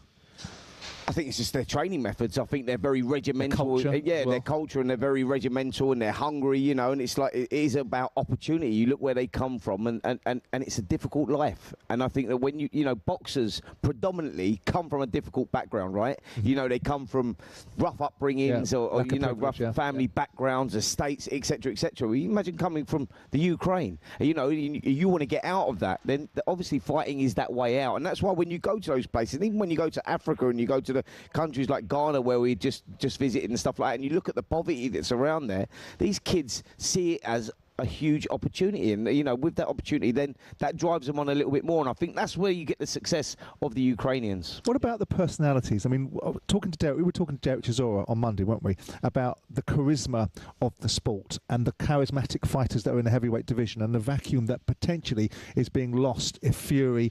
And sometimes Fury's charisma is good and sometimes it's bad, right? But it's always something that you talk about. Where are the personalities now in heavyweight boxing? Alexander Usyk's got a certain type of personality. Daniel is different. He's not always the most comfortable in the media because he's not as orally strong as some of the other fighters. But the loss of Fury and Joshua, and maybe even Derek Chisora sooner rather than later, leaves us with a bit of a vacuum, doesn't it? Where can you see the next personalities coming from? Well, he's got a personality. He certainly has. We'll get on to Dave in a sec, but you're talking about there, Daniel Dubois was the IBF champion looking to become undisputed, and I think when you're the world heavyweight champion, it sort of speaks for itself a little bit anyway. You don't really have to have as much personality, but you do sort of gravitate towards Daniel when you get to know him, and he is getting better. And then you just go, Moses Atoma, and you go, all right, look, maybe he's not the most outspoken and he's quite quiet, but he's exceptional in what he does, you know, and I think that he's going to be a superstar of the sport. And as he grows, a 20-year-old kid, you know, you're talking about in 5 years' time, he'll get media friendly, and I think that's where the personalities come from. Dave, I know you're obviously very busy yourself, you know, you've got to look after yourself, but how closely, I'm fascinated by this, how closely do you watch Daniel Dubois, Alexander Usyk, Anthony Joshua, Tyson Fury, all the people even perhaps ranked below you now? How close do you watch the other fighters who might or might not cross your path one day? In all honesty, I watch it all as a fan. You know, I never really saw myself or see myself now really on the level playing field with the Usyk, Dubois, Fury, Joshua. To me, they're still miles and miles ahead of me. So I watch it all as a fan. You know, you got Joshua Fury. We're talking about them coming into title fights. You got Ajit Cabell, Josie Parker. They're the, in my opinion, Cabell and Parker are number 3 and 4 in the world. So I'm a big fan. I watch it all. There's lots of good heavyweights. There's lots of good heavyweights that people watching this won't have even heard of. But and they probably never get the opportunity because we're talking about personality. They're never going to get a look in, but there's loads of good heavyweights about. They've now ranked you, WBA have ranked you number 9 in the world, which creates you a world of opportunity out there because you're a big character and people do like you, and you know, they love your story and the way you've bounced back, and that great victory over Johnny Fisher just a few weeks ago. You look at that now and you go, you're in a prime position, man. Yeah, I have to laugh at number 9. I don't think I'm the 9th best heavyweight in the world. I think I think I'm a very good heavyweight. I think I'm underperformed. I think I'm underrated. I think I can get myself, in and amongst the top 15 in the world. But in terms of my credentials, in terms of what I've achieved, I'm nowhere near number 9. But you have to take the opportunity that's given to you. So if I'm number 9 in the world, I'm looking at massive fights now. I think Fraser Clark, TKV just be ordered for the British title, so that's out the window for me now. So I'm looking at the likes of Joshua, Fury. They need a comeback fight. So why not me? You got Josie Parker. I've been in. There was talks about. So like I said, I might not deserve it, but I'm here for it. Joe's in the building actually. We're hoping to talk to him a little later here on the show. Perhaps you could fix it up with him outside in the corridor. It'd be good. Can I ask you about when you were on a show with me and Spencer about 2 or 3 weeks ago? You were talking about Moses Atama and the idea that he'd be fighting at a level. He's now being matched against Dillian Whyte, and you said at the time, he's miles off. He can't be fighting against world-level fighters. Have you changed your mind, or do you look at the situation with the Dillian Whyte fight thinking that's the right fight for him to be having? I think he is miles off, but Dillian Whyte at 37 with 3 fights in the last 4 years is not a world-class heavyweight anymore. Dillian Whyte beat me 9 years ago. Dillian Whyte was a world-class heavyweight. The last time Dillian Whyte was a world-class heavyweight, in my opinion, was probably 5-6 years ago. So do you think that's great matchmaking? It's matchmaking, for Moses? Of course it is. Yeah, of course it is. Dylan White's been a fantastic fighter. He's still dangerous. He can still punch. He's a very dangerous puncher with his left hand, head and body. But it's just timing, I think I wouldn't put a time with a world-class heavyweight, but I think at this point, as much as I hate to say it, Dylan White's not a world-class heavyweight anymore. That's what they're banking on anyway. Oh, well, listen, thank you very, very much indeed for that, both of you. Lots more boxing still to come. We will hopefully, when everyone's in their place in the next hour, we'll hopefully be talking to both the protagonists of Saturday night's huge fight, Alexander Usyk and Daniel Dubois. Much more to come from our panel of experts and much else besides in the next hour and 3/4. But first, we need to get back to the Northern Ireland and to the British Open at Portrush. Reporting for talkSPORT, Sean O'Brien. Yes, strong English presence on the first page of the leaderboard here at Portrush. Lee Westwood is rolling back the years. He's 2 shots back of our leader, Jakob Skov Olesen. Matthew Fitzpatrick is 1 shot further back on 2 under par. It's been a disappointing season for Fitzpatrick, but there's been a little resurgence in recent weeks. 2 top 10s in his last 2 events, including a tie for 4th at the Scottish Open last week. He's yet to really deliver at the Open. It's the only major he hasn't finished in the top 10, but this is a strong start at 2 under par, and he'll be trying to salvage a place on the Ryder Cup team that goes to New York in September as well. So this is a big week for him. The first group have reached the clubhouse, and speaking of the Ryder Cup, Team Europe star Nikolai Højgaard has the clubhouse lead on 2 under par, but it's Denmark's Jakob Skov Olesen who leads on the course, and there's live coverage over on talkSPORT 2. The Open Update on talkSPORT with Arnold Clark. Build your own car deal, all with a few clicks.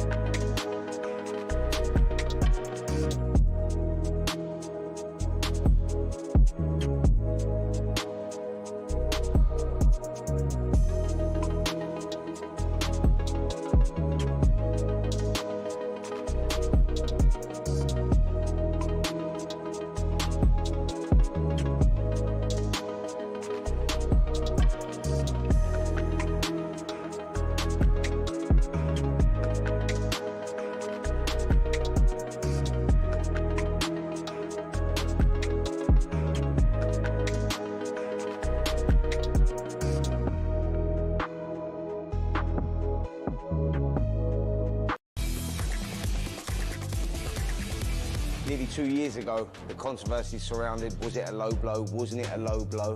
I'm sure we'll see it again, but the crowd are booing as soon as it landed. You can see the pain on Usyk.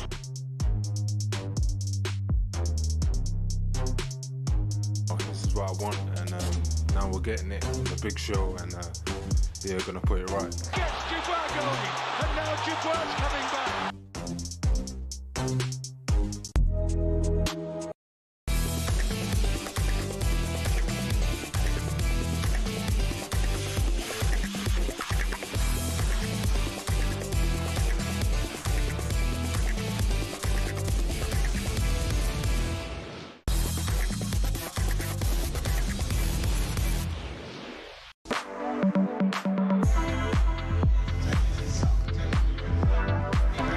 You can actually feel the excitement building, not just because there's actual building site behind me here at Wembley Stadium, where they're putting together the component parts of the ring, the canopy, the TV equipment, and of course the extra seating that will go around the ring. Simon Jordan will be ringside, but also people from the world of boxing are wandering in and out of the corridors in front of us, and indeed the little studio that we've built here in the stadium. So Spencer Oliver is still with us, but we're now being joined, if I can just break into the private conversation they're all having, by, of course, you'll remember him as a top fighter himself, former IBF middleweight champion, these days a pundit and presenter on DAZN, Darren Barker. Hello, Darren. How are you? You good? Really good, and I'm glad to see that you're bringing some much-needed expertise to this group. I don't know about that. This group to my right. First of all, talk to me about the transition. Because we've been talking a lot about how boxers, if they want to make the most of their careers, whether it's right or wrong, have to have some kind of media presence these days because events like this. But you've made the full transition from, world champion to actually presenting boxing. What's that been like for you? I'm living the dream, as Spencer will agree. It's the perfect route after sport, if I'm honest, but it was something I never, I only dreamt of doing it. I didn't really think it was a possibility. I think a bit of luck, being in the right place at the right time, mate. My relationship with Eddie and being his first signing and first world champion or whatever it is, and yeah, just do you know what I've liked to think? I've never really said no to anything. I've always sort of, if it doesn't work for me, at least I can say yes, I've tried it. And here I am. Two pretty flagging it. Two pretty thick kids from Barnet. We've done all right, didn't we? Could you both please make sure that you ensure that the public understand that broadcasting is really, really hard work and deserves the highest possible remuneration. As long as you do that, you'll be all right with me. Same question I've been asking many of the boxing experts. We've already seen this version of this fight once. What do you expect to see in the ring that they're actually building behind us, Darren, on Saturday night? Well, it's a different rematch. It's a different fight completely to the first fight. Daniel Dubois, as we've been speaking about, rejuvenated, full of confidence, and you get that confidence through performances. And I think one of the, I'm not saying he's a world beater, but a guy that could make you possibly quit again is someone like Jarrell Miller, who's in your face, walks you down and will test your heart, and he come through that with flying colours. I heard actually Simon talking about how Daniel Dubois is a massive puncher and he does carry his power late, and we see that in that fight against Miller. Then to beat Hrgovic, you take him 17 to 20 right hands. There's another opportunity there to sort of say, do you know what, I don't fancy this. He come through that, and then here where we are in this exact stadium, knocking out UK's darling, if you like, and Anthony Joshua in incredible fashion. Yeah. That's going to give you that new sense of belief. So it's a different fight altogether. But Usyk, he's a master. He really is. And I know it's the comment that we're hearing all the time, Father Time waits for no man. But this man trains diligently, and he trains accordingly to his age and his body, and he ticks every box. I just think it's going to be very difficult for Daniel Dubois. But I'd be far from shocked if he was to get the job Do you done. think we're all sort of guilty of getting wrapped up in this whole thing? Do you remember when Ricky Hatton boxed Floyd Mayweather out in Vegas, and he took that legion of fans over there with him? And as the fight was approaching, we all you got can sort convince yourself, can't you? We got wrapped up in I think Ricky's going to actually do it. And then when the first bell went, it became evident that there was levels to the game and classes, and you've got superstars. Could that happen on Saturday night is a question, because we're all in this space at the moment where we go, Dubois got the power and he's improved and he's, the momentum's with him. We ain't seen no sign of deterioration from Usyk at all, and he has looked good this week. Yeah, look, you said it there. There's levels, and we haven't seen a decline at all from Usyk. But this is heavyweight boxing, and Dubois has a hell of a chance because of the power he carries. But the pedigree through what he's done in the amateurs, what he's done in the professionals, and look, I think if Daniel Dubois is going to throw the kitchen sink at Usyk, which I guess would be the game plan. I think it's to be more offensive and let your hands go. Part of me thinks that plays into Usyk's hands even more.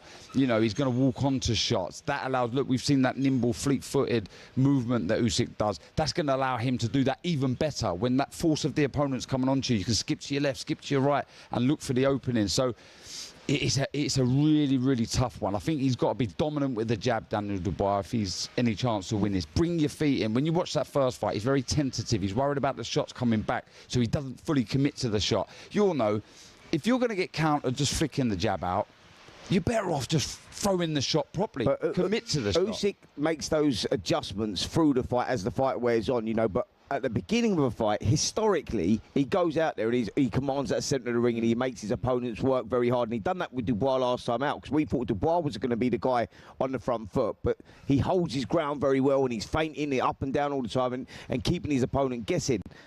Do you think it's about who takes that centre of the ring, commands that fight early on? Because it's all well and good us saying, oh, Daniel Dubois looks big, he's strong, he's improved, and we know he's got to go out there and throw the kitchen sink. But you know as an ex-fighter, and I know, when that bell rings, that's not that easy. You can't just go out there and go, right, I'm going to command that if the guy's holding the ring, because, again, it comes into that space of levels, doesn't it? Do you think that's where the fight's won and lost early? But not necessarily, and the reason I say that is when Dubois got backed up against Anthony Joshua, he knocked him out. He backed into that neutral corner and he found that big right hand. I would say for someone like Usyk, getting backed up by Dubois and not having space behind you to be able to move, that becomes quite difficult, and it stops you from doing what he does so well as far as non-punching activity is concerned. And we heard Tony Bellew talk about how mentally draining it is, and when you're mentally drained, that sends panic signals to your body, and then you're exhausted both mentally and physically. You want to be holding the centre of the ring as a counter-puncher, doing all those flicks, all those feints, and that drains you. So, yeah, there is an element where you think, yeah, centre of the ring would be important, but it's not pivotal, I don't think. It is fascinating watching people who box for a living talking to each other about the game. I mean this, for those of you not watching on television, just listening on the radio, watching Darren and Spence there kind of telling each other what might happen, and you still make the hand movements and the defensive. You were moving your shoulders through the action you expect to see, Darren. It was amazing to watch. It's like a secret sign language. Well, it is. This is the only language me and Spencer really know. Our English isn't that great, but when it comes to boxing... all right. You're doing all right. We went to the same school together and we were both useless. But watching the two of you there shadowing each other was incredible, I must say. Now, Darren, to do a handbrake turn, our producer is a Chelsea fan, and I know that you're a mad Chelsea fan, so I've got to ask you, were you running around the living room when they suddenly declared world champions? I'll tell you where I was at the MetLife Stadium, running around the stadium. Yes, I was there for the semis.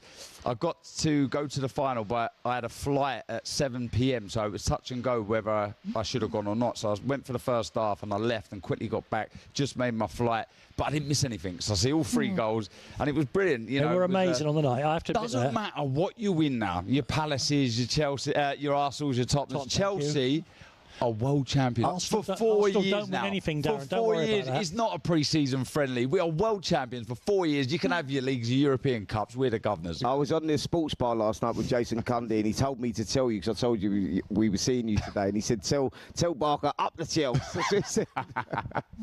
Do you look? All joking aside, I mean, whatever about the tournament, do you think that actually winning it, given that Chelsea's players are all virtually new to the club and very young, that it will actually have an effect as they move into the new Premier League season? I'd like to think so, yeah, you know, talking about confidence and what it's done to Daniel Dubois, but for Chelsea, I think beating a team like PSG that was almost unbeatable, albeit, you know, in this format, I think it's the manner in which we beat them. You know, it was very positive in attack, it was free-flowing, and there was little thought with anything negative, and that's what I wanted to see from Chelsea. You know, you got that amount of quality and that youth as well, and that youth sort of plays usually fearless, doesn't it? And we see that against PSG. So I'm hoping, we really go into next season with a lot of momentum. Well, Todd Bowley certainly thinks so. He used the phrase "a force to be reckoned with." You agree with him, obviously. Well, obviously, yeah. You can't disagree with Todd Bowley. No, okay. How lovely, Simon, for you that conversation went by and Crystal Palace get mentioned as a trophy holder, and for me at Spurs. Absolutely. Darren, when you mentioned Arsenal there, they haven't won for half a decade. Don't be worrying about Arsenal. Yeah, but all my mates are Arsenal fans. Yeah, mine too. Spencer would know. They're all Arsenal fans, so I like giving them a bit of stick. Okay. Listen, again, it's very hard to tell because Usyk always finds a solution. Is that what you think will happen here on Saturday night, finally, Darren, that we'll see a great effort from Daniel Dubois? Or do you think it's more on a knife edge than that? We will see a great effort, but I just think... I may be reading into it a little bit, but I do feel he seems a little tense, a little edgy, a little nervous, Daniel Dubois. I did the face-off with him a couple of days ago, and that was a real challenge. I interviewed him, and he does... There's an aura about him and a sense of nerves that I'm seeing come from Daniel Dubois. And I think as the fight progresses, if Usyk's allowed to do those feints, all those jerky movements, and really sort of mentally drain Daniel Dubois, along with the nervous energy he'll be dispensing, then I think it's Usyk's fight in the second half of the contest. And people can see you, of course, introducing the fight for DAZN on Saturday evening. Yeah, I mean, what an honour. Yeah. A real buzz. In the National Stadium, I'm living the dream. I'll be watching, Darren. Thank you very, very much indeed. Darren Barker there. Still an hour to go of Kelly and Jordan here on talkSPORT this morning into afternoon, if you like. We'll be getting more people involved with the fight on air to you. And hopefully we'll get some of the protagonists themselves. Much going on. Stick with us, and we'll also keep you up to date with the golf. Of course we will, because you're listening to the mighty, mighty talkSPORT.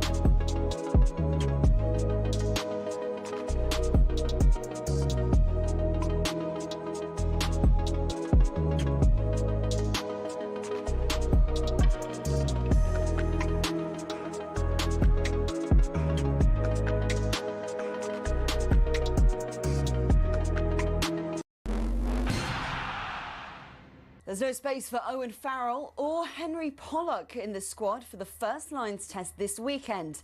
Tom Curry's been preferred to Jack Morgan at flanker, and there are no Welsh players in the team for the first time since 1899. Andy Farrell spoke earlier and says experience played a part in his decision. You obviously take into consideration a lot of things, obviously form, but a big part of that as well is big match temperament, and I think we've got a good few of those in the starting lineup. That first test is live on talkSPORT on Saturday morning. It's day one of the Open with live commentary currently running on talkSPORT 2. Rory McIlroy tees off at 3 o'clock. Now, it's our understanding that Aston Villa have some Premier League outcasts on their radar. Chelsea's Nicholas Jackson and Man United's Alejandro Garnacho. Speaking about the latter, talkSPORT's chief football correspondent, Alex Crook, filled us in on what we know. I think his preference is to stay in the Premier League. He's already rejected the advances of the Saudi Pro League. So I think there certainly is some legs in that one. And then you look at Nicholas Jackson. He's gone from first choice to third choice at Chelsea in terms of the striking department in the blink of an eye. And there is a relationship there. He played under Unai Emery in Spain. Arsenal have signed Liverpool's Olivia Smith in a world record transfer fee for women's football. The 20-year-old's set to join the Champions League winners for £1 million. The previous record fee was for Chelsea's Naomi Girma for £900,000. Serena Wigman says she's totally focused on tonight's match with Sweden at the Women's Euros. Victory in Zurich would set up a tie with Italy in the semi-finals on Tuesday. talkSPORT's Leanne Sanderson reckons tonight's tie is not going to be an easy task.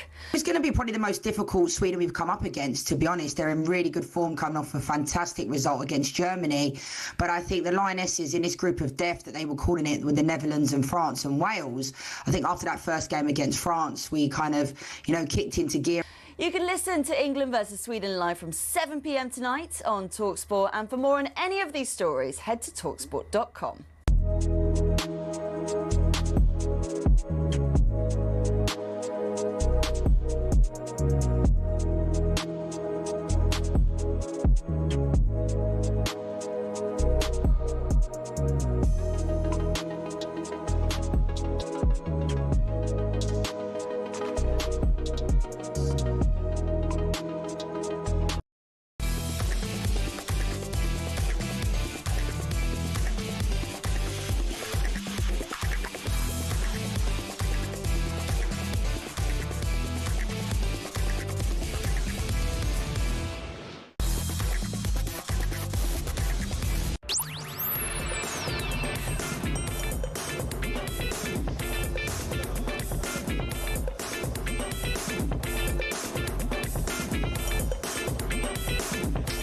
Welcome back, one. Welcome back all to Kelly and Jordan here on talkSPORT. I'm Danny Kelly. With me is the former Crystal Palace owner, these days author, pundit, king of the world as far as we know, Simon Jordan. And I should tell you, because you'll hear a lot of extra voices and noises going on behind us, but we're live from Wembley Stadium, where on Saturday night we'll see history being made. Just to remind you that whichever way the result goes, it's going to be historic, because Daniel Dubois can become the first heavyweight since British heavyweight since Lennox Lewis to hold all the titles. That was in 1999. Usyk would join a panoply of the greats who've done the undisputed thing twice. We got lots and lots of guests coming up for you in the next hour as we build up to that great fight, which you can hear live here on talkSPORT on Saturday night. Somebody who'll be watching, I think, with a more than casual interest in what's going on. A great heavyweight himself, joining us here in the studio now, out of the blue. This is the kind of day it is. He's just walked in here. Thank you. It's Joseph Parker. How are you, man? Good to meet you. Good to meet you. Two large men reaching a long distance to shake hands there for those who weren't watching it on the TV. First of all, you're here. What are you hoping to see? Just watching the ring being built must bring a certain excitement and frisson to you. You know what? This stadium is an amazing stadium. I wish I could have the opportunity to fight here one day, But I'm looking forward to a good fight. I'm looking forward to seeing this new and improved Daniel. And I think with Daniel, it's all mental. Physically, he's in great shape. He looks like a proper athlete, a proper fighter, a proper boxer. But I think mentally, I think he has to have a bit of a switch going into this fight. I mean, what do you expect to see, Joseph? I mean, obviously you were due to fight Daniel at the early part of the year, and it didn't play out the way that you would have wanted it to play out, but the opportunities will come your way, I'm sure. But with Daniel Dubois and Usyk, lots being made of the first fight and the experiences in the first fight, and a lot of nonsense being talked about the low blow being brought into the conversation now. It's irrelevant now. But the difference in Daniel Dubois and the retention of Usyk being at the level, what are you expecting to see as a fight? Because most people are erring towards the orthodoxy of Usyk's too good. Yeah, and Usyk is, I mean, from the first fight, you would think Usyk is too good, but Daniel has improved a lot since that fight. And, you know, the perfect person who put on the best fight against Usyk was Chisora. I think that's the game plan. That's the blueprint right there. What? I mean, I spoke to Derek on Monday, and Derek was talking about the fact that one of the things that played into the problem for him not winning that fight was he didn't have a crowd. If he had a crowd in there, it would give him a better atmosphere. But I mean, what is it you think that Derek... I mean, Derek leant all over him. He used the size and scale of himself. But what is it you think that Daniel will do to replicate that? Because Daniel isn't Derek Chisora. He fights differently than Derek. Daniel is a good boxer as well. Yeah. And he does fight. He goes in and out, right? But he's not a Derek Chisora. But I think with Daniel, it's about...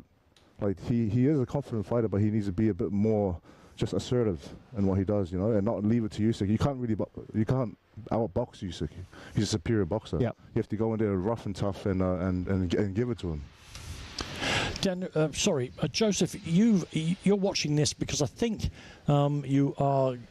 The WBO will be saying you have to fight the winner. Do you have a preference, as it happens, of who you prefer to fight, these two? I would love to fight Daniel because we had a fight scheduled, and he's young and he's hungry, and Daniel wants to prove that he's the best in the world. But I also do want to fight Usyk as well. I want to test myself against someone like Usyk, who's a great in this generation. And another question for you, because obviously recently, in your most recent fights, you've beaten Wilder, you've beaten Zhang. My recollection of you over the past 10 years is you're always fighting someone in the top 5 or 6 in the world. You talk about motivation. How do you keep motivated? That is a very difficult thing to do for a living. Listen, I love boxing more now than I ever have before. And I think it comes down to understanding what I'm doing in terms of training, and also just I enjoy it more now, and I actually have good structure and a good process when I'm training in New Zealand, when I'm training in Ireland, and I have a great team. And I think now my motivation is different. Before it used to be for my dad, before it used to be for my countries, New Zealand, Samoa. Now it's still for New Zealand, Samoa, but it's more for myself. What's changed with you, Joe? I mean, I remember going to the fight and watching you in the Millennium Stadium, which is a great stadium, against Anthony Joshua, and I think the referee made the fight a little less appealing, but I was a little disappointed in terms of some of the attributes that I thought you had to bear. Then obviously you fight Jack Massey, and then I see you fight Joe Joyce. Terrible fight, yeah. I see you fight Joe Joyce, and I think the background was that you weren't feeling particularly well. But at that point, the world looks like Joseph Parker is no longer going to be a top-class heavyweight and compete at the level. Now, the whole world's changed again. You deal with Deontay Wilder, you deal with Zhilei Zhang. You fight Bacoli, which is not an ideal situation, but you deal with that. But what's changed with you? Because you've always had this remarkable talent, but there was always this feeling that potentially you didn't let your hands go as much as you could do, but that seems to have changed dramatically now. Is that simply bringing Andy Lee in, or is it something in you that was already waiting to be stimulated? It's a combination of things. Right. It's maturity, it's bringing in Andy Lee, but then the secret behind it was George Lockhart, the nutritionist and also the strength conditioning trainer. And I think... I know that 3 of us together make the best team in the world, and all I want to do is lock in these big fights so I can prove that and show that. Dave Allen is actually in the room. How do you fancy... What's up, Dave? How about a few rounds with Dave? How do you fancy that? Listen, Dave has done exceptionally well. He's looked good in his last 2 fights, and I just want to give him credit. He's bounced back in a strong way against a young fighter. But it's, with all respect to Dave, is that a fight that you see advancing you? All respect to David and what he's done, but I want to be fighting those who are above me, and I want to be champion of the world. Yeah. And I think fighting David's not going to get me closer to that goal. I want to be fighting Usyk and Dubois. So in the instance, I mean, is it really likely that what I understand to be the case is likely whoever wins this fight, one of the belts is going to be stripped away. So does that mean potentially that the belt that you can fight for will not be an Usyk or Dubois that you fight for it? Yeah, probably. I mean, the WBO is next in line. Yeah. But if Usyk wins, is he going to defend it against the mandatory, or is he going to vacate? What do you think? I want him to defend it. But what do you think will happen? I think he'll vacate it. Right. I think the money fights for Usyk is Tyson Fury if he does come out of retirement, or Anthony Joshua. These are the big fights that he wants because it makes the most money. What's happening with Tyson? Tyson, he's retired. What do you think is going to happen with Tyson? I think Tyson can't leave boxing alone, and I think he loves boxing. He trains every day, and I think he will be back. We had a succession over the past 2 and a bit hours, Joe. We've had a succession of boxing experts, big, small, but all very, very knowledgeable about the sport. And the kind of thing that's in the room the elephant in the room, to use that phrase, that no one seems to want to quite elaborate on, is the passage of time. Alexander Usyk, let me just check he's not in the room. Alexander Usyk is no longer a teenager, is he? And we all know that nobody, Mr. George Foreman, can fight till they're 60. Yeah. Have you detected any signs of the remotest deterioration in what he does, or has he just changed to deal with an aging body? I think he's very, from the interviews that I have seen and listening to him, he is very smart in the way that he trains and looks after himself and looks after the body. But I know the 2 fights he had with Tyson were wars, and these fights do take it out of you. So of course. This fight with Daniel Dubois is going to actually show whether he's been drained from those fights or whether he still has it. And that takes me back to you. I say most of your fights have been against very, very high quality opponents. How do you keep refreshing yourself for that? I don't mean mentally. I mean physically. Can you feel it taking its toll and having to change as you get older as well? I feel like I'm only just coming into my prime now, and because of what I found in George Lockhart and Andy Lee, there's different phases that you go through, which I never even knew before. The strength phase and fitness phase, and it makes me more excited. I know because of Andy Lee you have to train in Ireland. I live in Ireland. I love Ireland. How are you finding the beautiful country? It's a beautiful place. I love Ireland. Whereabout is Lee set up? You know. Andy stays in a place called Dunleary. Oh yeah, just the old port of Dublin. Absolutely beautiful. I like to train in Ireland, and then I like to go to the 40-foot and jump off into the water. For those of you who are not aware, the 40-foot is a beautiful part of Dublin Bay, which the authorities, with great sympathy, have set up kind of safety rails and stairs that fit into the rockery that falls directly into the sea, and people go and swim there every day, even including midwinter. I look forward to seeing you down the 40-foot in midwinter, Joseph Parker, if you're as hard as you look. I'm glad you're enjoying it. And I just have one more question, Simon, about Saturday night. When you're watching heavyweight boxing, I know you're involved professionally. I know you'll be watching them with a professional eye. Do you enjoy actually watching the boxing matches? I love it. I love watching the heavyweight division, and I love watching it up close. Obviously, you can't watch it on TV, but there's a different buzz and there's a different feeling just being here and the atmosphere. And this stadium's going to be filled. It's going to be buzzing, and I want to be in there fighting myself. Great time to be boxing at the moment, isn't it? Fantastic. I mean, if you were choreographing this fight for Saturday night, how would you choreograph it if you're coming from Daniel Dubois' side of the table? Pressure. Straight away. Controlled pressure. Controlled pressure and back yourself. And you got power. Yep. You got good hands. You throw a lot of combinations, and they're all powerful shots. Does he take anything from the first fight, Joe? Does he take anything whatsoever from the first fight? He's been in with Usyk for 9 rounds. All the controversy about the low blow, let's not rehash that particular conversation because it's irrelevant now. Yeah. But does he take anything that gives him something to have a foothold, or did you just dismiss it from his mind and go, that was that? I think he can take a lot of confidence from the first fight, because he did go 9 rounds. He did get dropped with a jab, but he did hurt him to the body. I mean, body, whatever it was. Legal or illegal, in your opinion? Because I've had 15 different opinions today. My opinion, it was an illegal shot. Okay. But what's yours? I'm not an expert, and I note that the boxing shorts, the rim that holds them up, the bend, can often be 6-8 inches deep. So I'm not sure what. It depends what picture bloody Frank Warren brings in. If Frank brings in a picture that he suits him best, then it's a legal shot. It's a legal shot. What do you make of Derek Chisor's sudden re-emergence and opportunity for a world title shot? Fantastic. Can you see that as a fight that might be something that you have? You've had it before.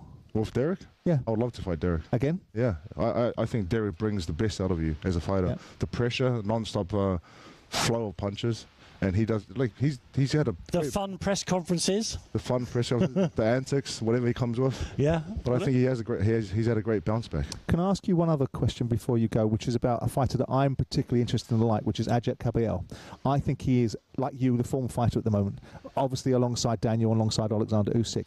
Can you see yourself at any point entertaining that as a fight? Because Kabayel's done, Mukmadov done. I would love to fight. Dino Kabayel is one of those fighters who he looked sensational in his last 3 fights, right? Against Frank Sanchez, body work, stopping Zhang, and he's only going to get better and better. Like, you can see that, and he's starting to get the respect from the boxing world and from where he lives.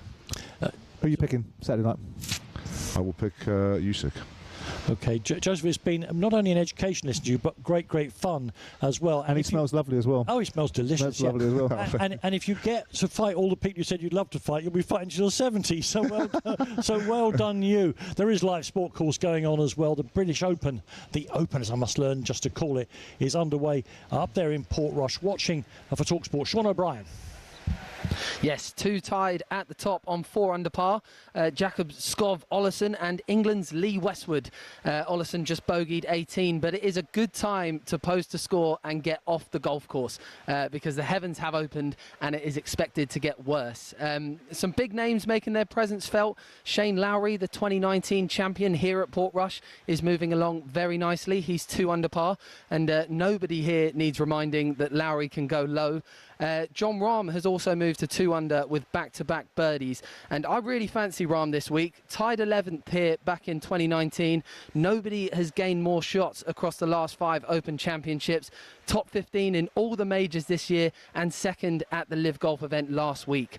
He's a man in form and he's made a decent start. But the target's been set. Olesen is in the clubhouse on 4 under. Westwood is out on the golf course on 4 under, and you can follow all the action with live coverage over on talkSPORT 2. The Open Update on talkSPORT with Arnold Clark. Get the UK's best used car deals guaranteed.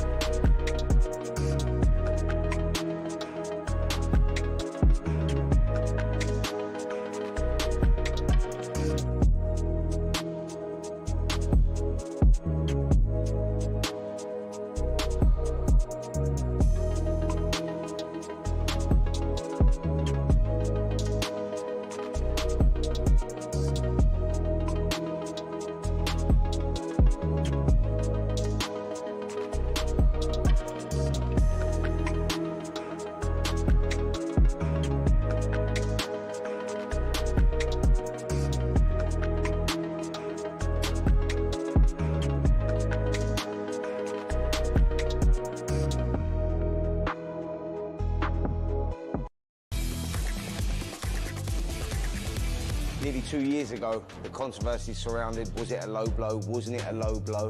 I'm sure we'll see it again, but the crowd are booing as soon as it landed. You can see the pain on Usyk.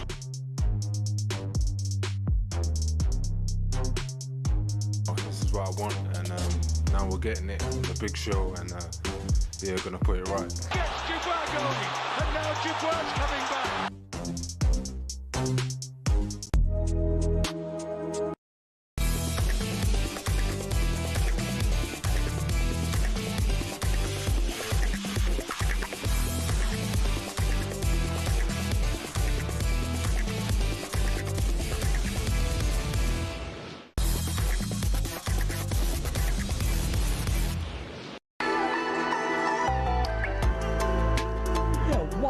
reminder, you're listening to Kelly and Jordan here live from Wembley Stadium, where preparations continue apace for a huge fight Saturday night between Daniel Dubois and Alexander Usyk, and in the makeshift studio that we've built, which is now as full as a normal football stadium would be, the big men and the big names keep on arriving.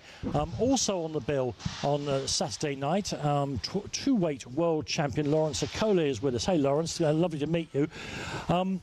Of course, you've done all your preparation now, you're ready to go. But when you come into this enormous building and see what's going on directly behind you there, as people busying themselves like ants in the distance to build the ring, to build the canopy, to get the media operation and to fill the stadium with seats, how does it feel for you? Or are you completely focused just on yourself, or is all this part of it? It's all part of it. I've boxed in Wembley before. Mm-hmm. I boxed in Tottenham Stadium, so Proper I kind stadium, of got myself to I got myself to a point where, you know, I just remember through the experience, you know, when the bell goes, the only thing that matters is you and your opponent and the referee. So this stuff's all amazing. It's going to be great. I'm looking to really enjoy the ring walk, really enjoy the atmosphere. But when you're actually living it and you're boxing it, a lot of times it gets lost in just, I've got the fight coming, I've got to, you know, stick to my game plan, etc., etc. But I look forward to watching it back on, you know, Saturday night. There's a scale of such an environment, because you're coming in, you know, you're the last fight before the main event. The stadium will be full at this stage. Now, obviously, I watched you come in against Chris Billam-Smith in the Vitality Stadium, which was a very partisan crowd. I know you've sort of suggested that you're oblivious to it, but there you get a sense of scale, and does it affect the way that you prepare in the changing room before you come out? No, it doesn't affect that. I think, you know, for example, I even forgot the Chris one, but that was a stadium as well. Yeah. But that was a very pro-Chris It was fight. Bournemouth, wasn't it? Yeah, Bournemouth, yeah. But see, I wasn't switched on to that. I just thought we're both English, just gonna be fun. But, you know, how could you not be? I actually don't know. I actually don't know. But you know what, it is what it is. But in terms of this, yeah, I expect it to be, you know, an energetic crowd. I think they're just gonna want to see a good fight. So that's what I'm locked in on. Talk to me about this version of Lawrence Okolie. You come out of cruiserweights, you go win the bridgerweight. The bridgerweight gives you a pathway into being ranked very highly in the WBC, which I'm not sure I agree with, but that's irrelevant, right? You're now 2 fights deep into the heavyweight division. You've got Joe Gallagher as your trainer. Talk to me about the journey, the transition from the challenges you had at cruiserweight, some of the criticisms that you've had in your career about some of the fights not being the most exciting, and what you tend to do in fights when it gets somewhat difficult. Yeah. What's it like now being a heavyweight? It's a lot more fun, I'll tell you that. Just in terms. In what way? In terms of training, in terms of. You can eat stuff. Because of weight. Because of weight. Right. So there's stuff, you know. I mean, I've sparred this man here when I was cruiserweight. I'd be a little bit heavy, but it's like you're pulling a lot out of yourself. So you can look good in the gym, but then by the time you get to the fight, it's not there. And it's not until I moved up that I realised, like, for example, today I feel fresh, even though the fight's on a Saturday. Usually this part of the week, I used to be feeling drained, there's water on the table, I can't drink it. And it does take something away from you, whether it's mentally and physically as well. So by the time you get to the fights, I would watch my fights back and just be shocked by how they looked or how they were going. But now as a heavyweight, it's translating more what I do in the gym to what's happening on fight night. So yeah. What's Joe Gallagher giving you? I mean, he's a great trainer. He's a great trainer. He is. He's giving me a kick up the arse. That's a good one, if I'm allowed to say that. It's intensity. Like, he's someone that can see, listen, I can punch hard, I can punch well, I can do lots of different things, but he wants me to stick to doing a few key things very well over and over again. And I've been watching from what's been happening in my fights and what's happening in training, is that when I do that, it's a much harder time for my opponent than it is for myself. So I've got to just take the handbrake off and just keep going. Well, Lawrence spoke there about, I've done a few rounds with this man. He is, of course, talking about Dave Allen, who's with us still here at Wembley Stadium. And Dave, we know that you've been out of love perhaps with heavyweight boxing and back in love with it, but Lawrence is stepping up into the elite level, the blue ribbon, the gold standard of boxing. What is it that's so unique about heavyweight boxing that brings people like us back to stadiums like this? Knockouts, I guess that's all it comes down to. Me and Lawrence go back a long way. We actually both won the Boys School Championships 2011. Wow. And he won them at super heavyweight and I won at heavyweight, and then we turned pro. He ended up being a cruiserweight, I was a heavyweight, so we go way back. I was always surprised he boxed at cruiserweight. I couldn't believe that you made the weight. Yeah. So I said for years, when this man moves to heavyweight, he's going to be a problem for everyone. I really think he will be. And so far, you've been proven right. Yeah, I'm very impressed. Me and my dad used to say, because we both watched him, it was in Harlow, weren't it? Yes, it was. We always said when he goes up to heavyweight, starts making this, I thought it was crazy doing 91 kilo, crazy. So he's a real good puncher, he's strong, we sparred. When we sparred, he was doing cruiserweight, but like you say, he's a big man, you know, sparring lunch was hard. Bit of a horrible style for me, but I found it really, really, really hard work. Before I go back to Lawrence and the challenge of Kevin Lorraine, I just wanted to ask you, Joe Parker I asked him, can he see a future where he fights you? And he talked about looking upwards rather than downwards. Does that bring a reaction out in you? Yeah, I agree with him, 100%. Yeah. I agree with him. Why would I want to watch Dave Allen when he can watch Usyk or Dubois? So I had Josie Parker, Dave Allen, yeah, I saw a mansion back in Doncaster, so I don't disagree with him. No, he's probably right. But these are the guys that you'll be looking at, because given your ranking, I think you're now ranked up one in the WBC, aren't you? Yeah. I mean, this is a different level of fight now, isn't it? The first two fights you've disposed of relatively handily. Lorena comes in with a reputation. He's heavy-handed. I think a lot of people remind themselves of the fact that he gave Daniel a whole raft of trouble in the fight that they had. What do you expect? I mean, what are you expecting to see from this particular fight, and how challenging do you think it's going to be in comparison with the two heavyweight fights you've already had? I'll be challenging compared to the two heavyweight fights, but it remains to be seen. You know, I think he's a world champion currently. He's given a lot of people a lot of hard work, but I just believe I'm not going to give him the opportunities to get off his work the way that he has done with these guys. I'm very good with southpaws. I've got a lot of experience and a lot of attributes over him that I'm looking to impose straight away. So I'm expecting what could be a tough 10 rounds, but then I'm also very well aware of the fact that I've got enough punching power and enough timing to get him out of there. What do you say to someone who would pose the question that if this fight gets a bit difficult and it gets a bit more uncomfortable, that they might see the Lawrence Okolie revert to the type that we've seen before, where people go, ooh, that's a bit of a stinker, not particularly engaging. Do you see that as part of the past, or something that people still need to be mindful of? Definitely part of the past. I'm not allowed to do it in training. I'm not allowed to do it anywhere. Because of Joe's mentality? My mentality, well, I guess Joe has helped with it, but in practice, when I do what I'm meant to do, fights go a lot easier. So no, I believe if this fight gets tough, I'm going to show I'm going to show something. Because it's important, isn't it? I mean, the heavyweight division's a marquee division. It's a great time to be a boxer in the heavyweight division. And what you want to do is carry forward the legacy of being a two-weight champion. Whatever I think of the Bridgerweights is irrelevant. You won 2 belts and 2 weights classes. The pursuit of the 3rd weight class and an opportunity is significant. So what is beating Lorena, what's it a gatekeeper for? Where does it take you next? Yeah, so for me, it's and it's important I do it well. Indeed. Number one, because it's hard enough to get fights. I mean, Joseph Parker was here. Me and him were meant to fight. It didn't end up happening. There's a lot of fights that I've pushed for, but behind the scenes are not happening. I think a bad performance pushes them even further away because it becomes easier to say. But let's assume it's a good performance. It's a great compelling. performance. So where does it lead you to? So I think I'll be established number one, and I believe that I'll be ordered to Caballero will be ordered to fight me, so that's the one I'm really looking for. That's a good fight. Yeah, it's the one I'm looking for. Yeah. You know, I think you have to take the steps. I can't just say, I want Dan and Uzi. Of course I could say it, but the reality of it is you have to take the steps. So I think, you know, Caballero's on a great run of form. Everyone's sort of loving him and loving what he's doing right now. So deservedly so, by the way. I don't take anything away from him, but that's the type of fight that you win. And then you say, I want a world title. Well, if you go in and you beat a Caballero based upon the form that he's in, I think it changes the whole perspective, doesn't it? Yeah. You know, having dealt with Zhilei Zhang and got off the floor to do it, having dealt with Frank Sanchez, and you know, people felt Frank Sanchez was a commendable fighter.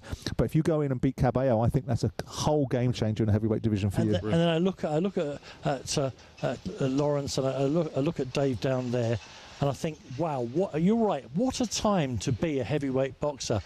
These sorts of events, this sort of coverage, it had become, you know, it has come back in such an amazing way, but particularly in Britain and Ireland, it's an amazing time for you. And you can't help, I suppose. You have to go and win the fight, but after that, the sky's the limit, isn't it? Yeah, I agree. I mean, if you look at the top 10 boxers at heavyweight in the world, I think 5 or 6 of them are from Britain. If you look at the top 20, there's probably 12, 13, astonishing. 14. Yeah, it's amazing. So it is a great time. these guys, as sportsmen, obviously having been involved in football and own a football club and spent a lot of time with footballers, these athletes, these sportsmen are the ones that I admire the most. I think they have more nobility. I think they have more substance. I think they have more integrity.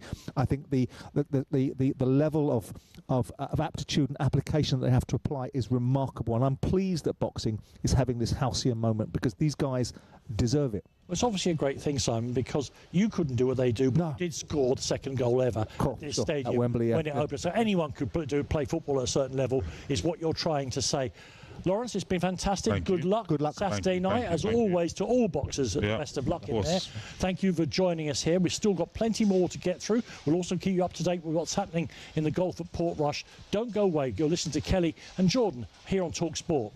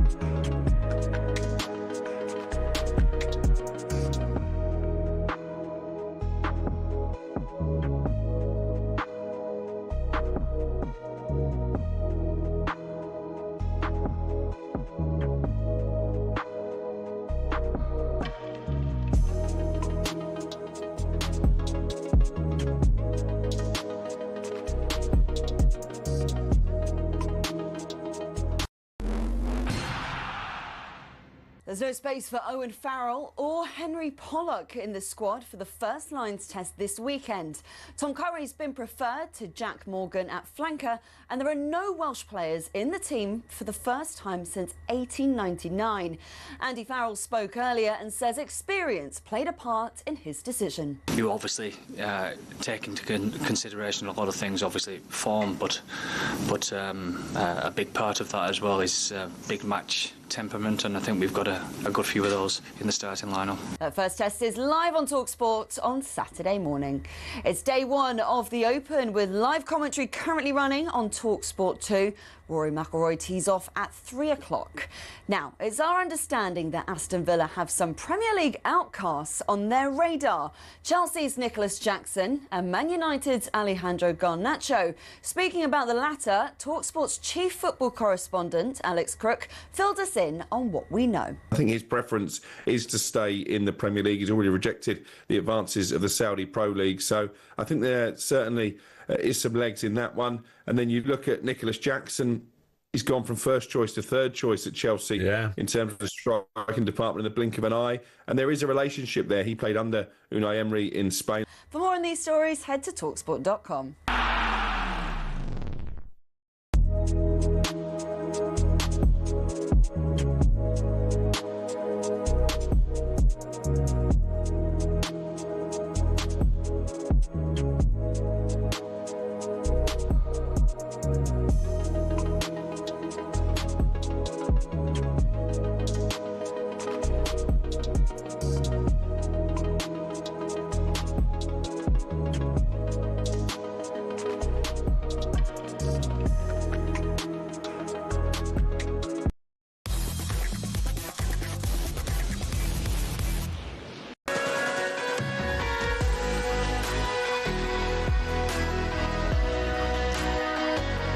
Just 2 days away now. This Saturday, the undisputed heavyweight title is on the line as Usyk takes on Dubois. So let's look ahead to the fight right now with DAZN. Big fight preview on talkSPORT with DAZN. Watch Usyk versus Dubois on the 19th of July. Live only on DAZN. Buy now at dazn.com/boxing. It really has been great fun here this morning at Wembley as one after another the great and good of the game have joined us on talkSPORT. Another one now. Spencer Alderman is still here with us, but we kind of expect that, the quality of broadcasting he brings. I've never met this man before. I've never seen his legs before, but he's wearing shorts as well. I'm delighted to say Adam Smith, the voice of boxing, nothing else will do. And he, of course, will be bringing us the commentary to us on talkSPORT at the weekend. Adam, when you look out onto you've done this a million times, watching them building the ring and the canopy and the media and the seats and everything, do you still get the same free sort of excitement as you head for all these big fights? Absolutely, still get the butterflies. I love it. As to Spencer, we've been doing this a long time. Wembley Stadium, the old Wembley, I was there for Frank Bruno's world title victory over Oliver McCall at the fourth attempt in 1995. Tears and all that. It was very emotional. What a night it was, and fireworks at the end. You remember Nigel Benn and Prince Nassim Mohammed in the front row screaming for Frank, getting him over the line. And then we were back here at the new Wembley for Carl Froch and George Groves' rematch. 80,000, of course, as Carl reminds us. And it was some night, and it was the beginning. It was the beginning, I think, of the sort of revolution.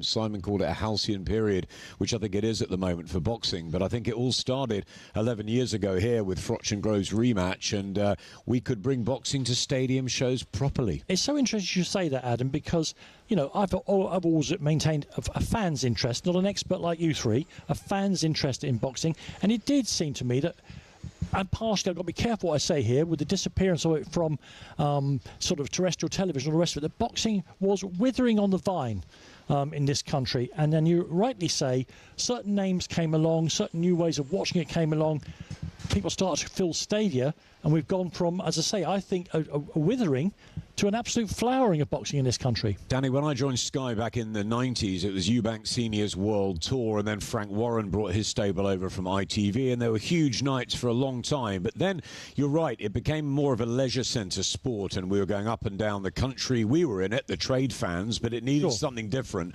And the casual fans were brought in. I think London 2012 was a huge thing with AJ, with Nicola Adams, and Katie Taylor winning gold. And, of course, that brought the women through, and it brought the big names. And Joshua and Fury, there's the heavyweights, have carried it through. And I think, boxing has gone through really interesting periods in the last 10, 15 years, but especially in the last couple, where Turki Al-Sheikh has changed the landscape, and now the best are fighting the best, as we're seeing on Saturday night. I mean, we've seen massive fights in this stadium. I mean, the brilliant commentary that you gave in the 2017 Joshua Klitschko fight and all that went with that. Then we saw last year Daniel fighting Joshua again here. A huge stadium. What kind of atmosphere do you think it's going to be in this fight? Because Joshua brought the juice in the two fights that I talk about at Wembley Stadium, the 2017 battle against Klitschko, with all the drama that went with that, and of course the spectacle last year. You're going to have a lot of people rooting for Daniel, but you're also going to have quite a large, I suspect, Ukrainian contingent, because a lot of people obviously admire Alexander, and rightly so. And not just a Ukrainian contingent, a British contingent who love Usyk. Yeah. I think this is his second home. He's come over, he's fought Derek Chisora, Tony Bellew, he's fought AJ at Spurs. I think Daniel's obviously going to have the lion's share of the crowd, having not had that back in September last year, which was heavily AJ, and he blocked it out, tunnel vision, and he went and did a number on Joshua. Now, will it be the same again? I know George Warren was thinking about ring walks, and they want to give him the same sort of feeling, Daniel, because that's what will get the best out of Dubois. I think the crowd will be mixed. I think Dubois will get a huge cheer, but as we saw at the workouts yesterday, people really respect Usyk. Yeah. They love him. They just don't love him because he represents Ukraine and everything thing that's happening there. Yeah. But for what he's done as an athlete over the last 10, 15 years here, winning gold alongside Joshua in London in the amateurs, and then as a pro, what he's done at cruiserweight and heavyweight with absolute beautiful qualities, the way he speaks, the way he holds himself. I think he's a statesman, yeah. And he's funny. And the interviews that he gives to the Mail when he talked about the opportunities that were given to him by Anthony Joshua, I think he's a class act.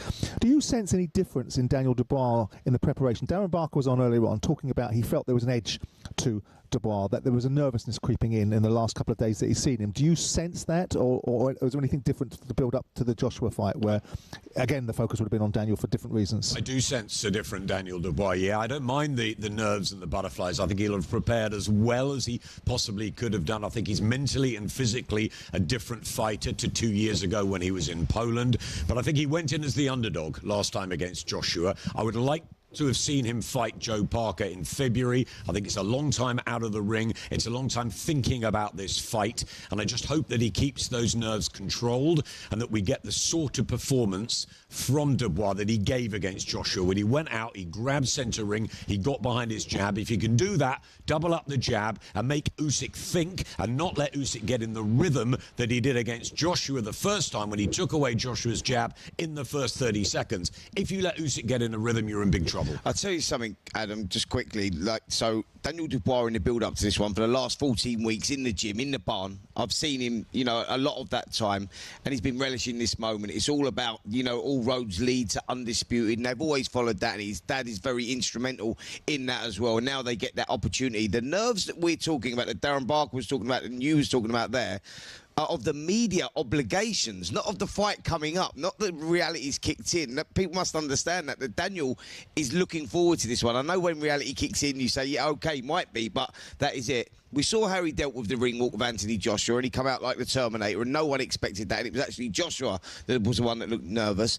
I think this week is that Daniel doesn't want to engage with the media, which is an obligation of his that's contractually part of the deal. And this is the bit that he doesn't like. I think that Saturday night, we're not going to see that Daniel Dubois. We're going to see a kid that's going to come out there, do that ring walk that he truly believes he's going to win it. And timing could be everything. That's why you've got to give him a great shot. He wants it now. He doesn't want it on Saturday. He wants it now, Daniel 100%. Dubois.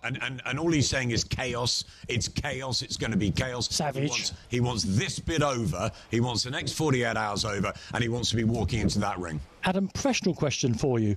We've been sitting here for the last 2 and 3 hours. All of us have built up a kind of prejudices, if you like. We're a pre-prepared narrative. Usyk, he solves all his problems. Daniel is a different Daniel. All those. How do you clear your mind? Because you have to describe not what you think is going to happen, not what we hope is going to happen, but what actually happens from the moment the first bell goes. I think that's a really good question, and it's something that I've worked on for years and years. You do get close to fighters.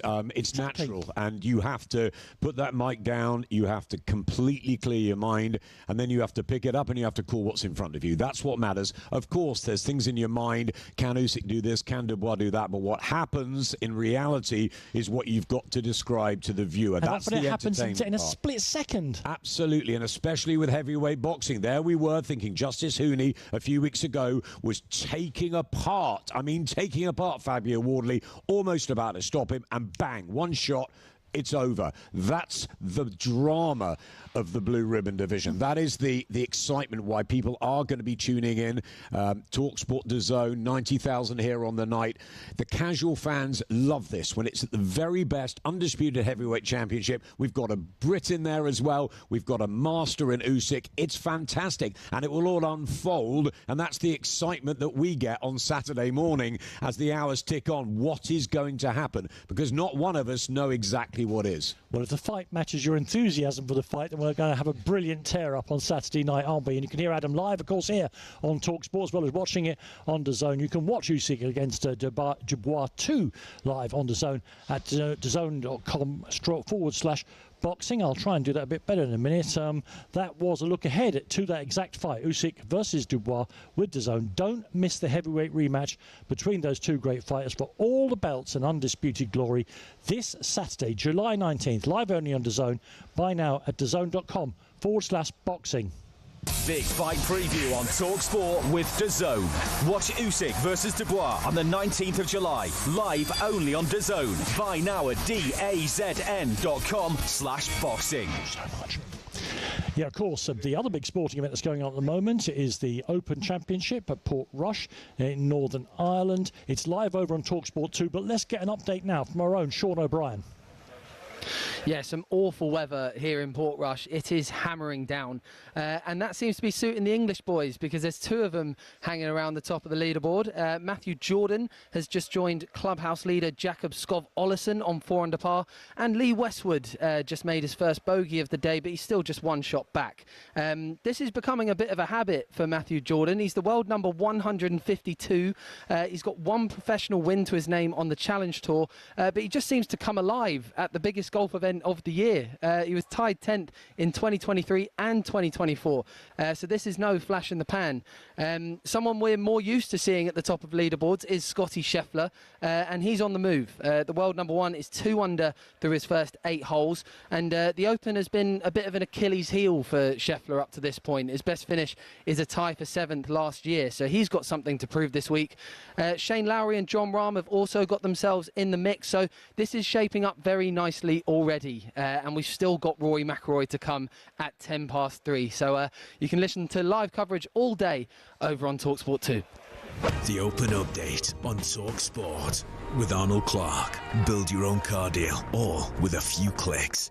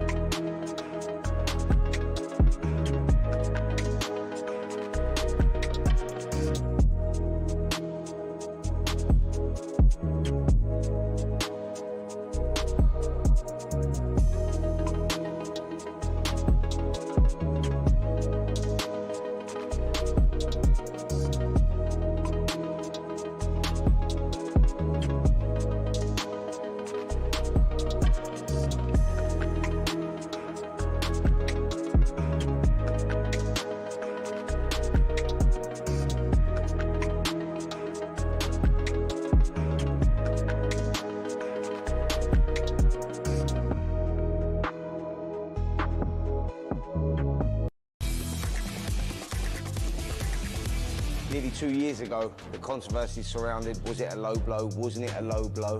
I'm sure we'll see it again, but the crowd are booing as soon as it landed. You can see the pain on Usyk.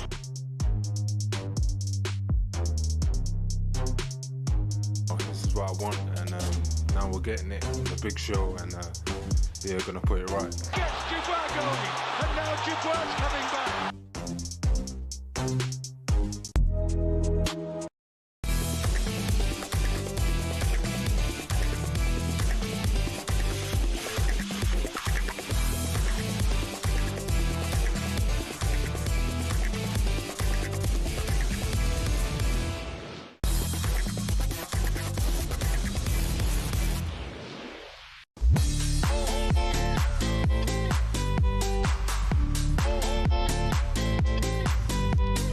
course, we're keeping you up to date.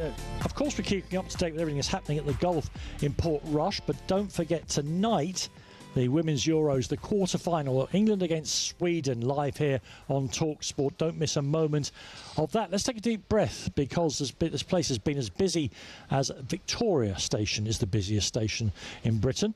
And now, Simon and Spencer, we've got a little bit of a kind of few minutes to ourselves to try and gather up everything that's been said. First of all, Spencer, I'm going to ask you about the press conference, which is here, which is why everyone's here.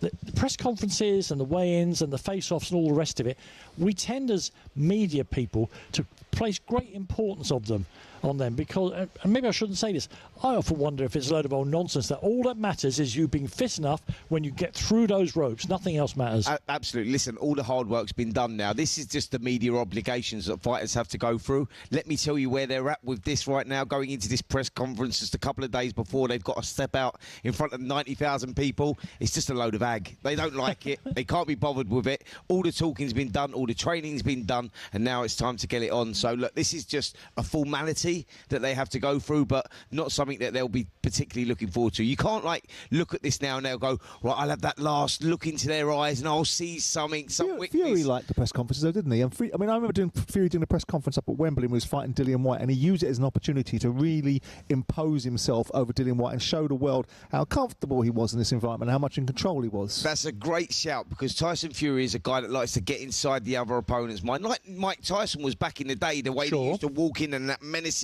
look, and fighters were beaten before the first bell rang. And Fury was a master at that as well.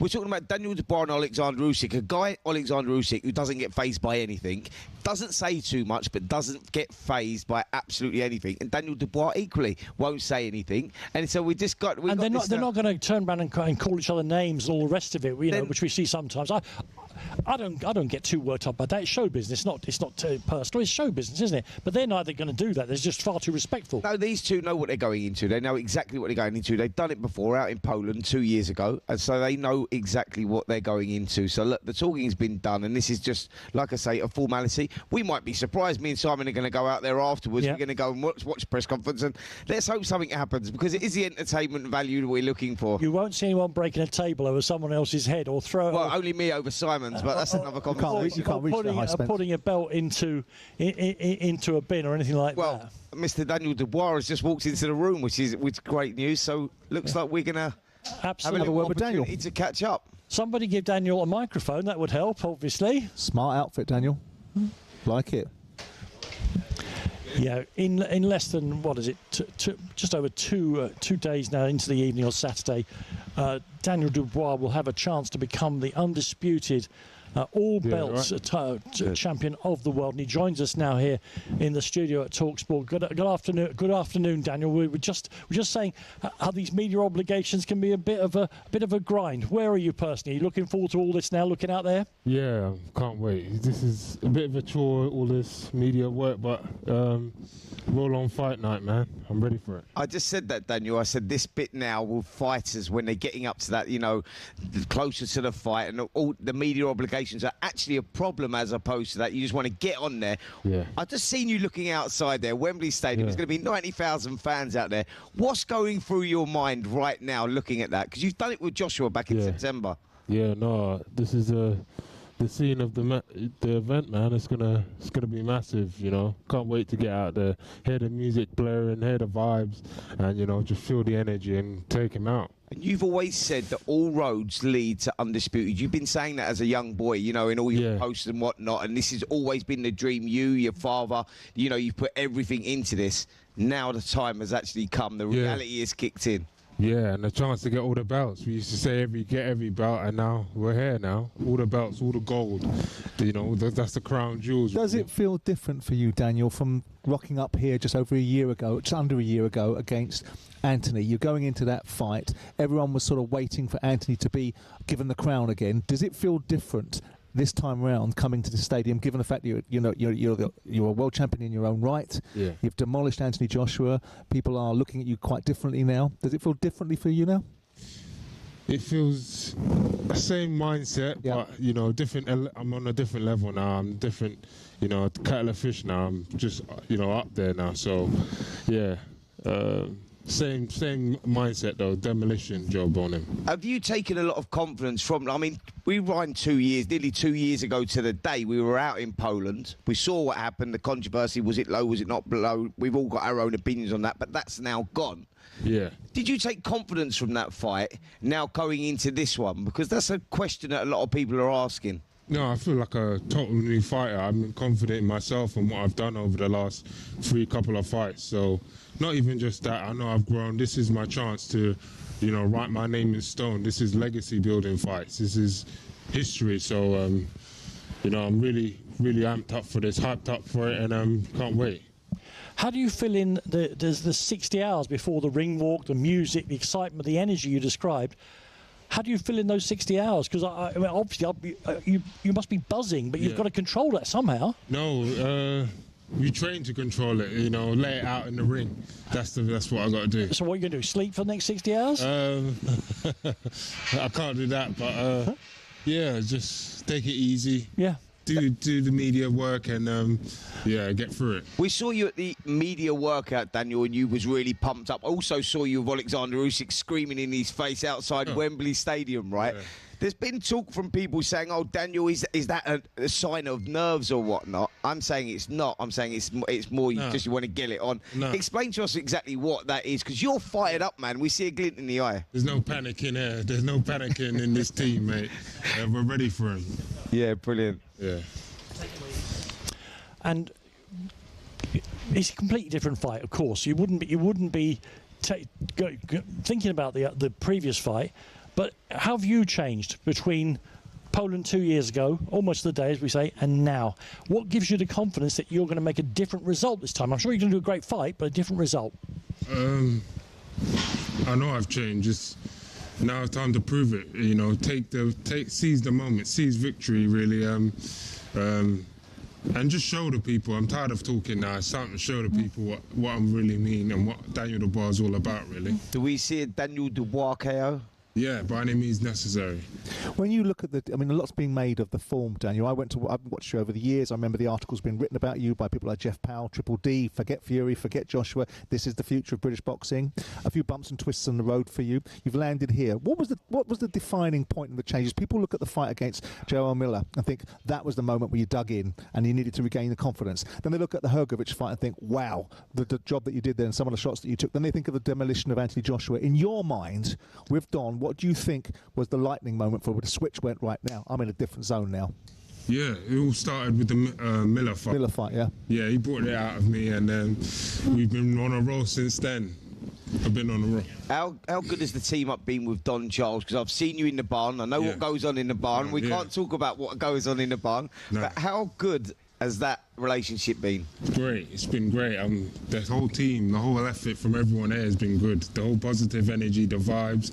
We can't wait to go, really. We'd love to fight tonight, but, we're just holding it in now and... You can't fight tonight because some very important people are waving at me, telling me that the press conference starts in about 2 minutes. You need to go. Yeah. Daniel, thank you so much, and good luck on Saturday night, obviously, to you and all boxers. Good luck Saturday night. Good luck. Good luck, mate. Good luck. Good luck. And so there you have it, Daniel Dubois, who has a chance to make history in just 60 hours here in this enormous dome of a stadium here in northwest London. Sounds good, nice and composed. Did you see what I'm saying, boys, about the nerves? Like it's not a nervous thing that he's going. Like you can see the glint in his eye. I don't worry about nerves. I expect people to have a certain amount of nervous energy when you go into any big adrenaline. Event. Of course, yeah, of course. Absolutely. But I think a lot of people are putting this tag on Daniel Dubois this week. Oh, he's starting to look a bit nervous and edgy. That's natural, like you say. That's it's actually good. It's good. Absolutely.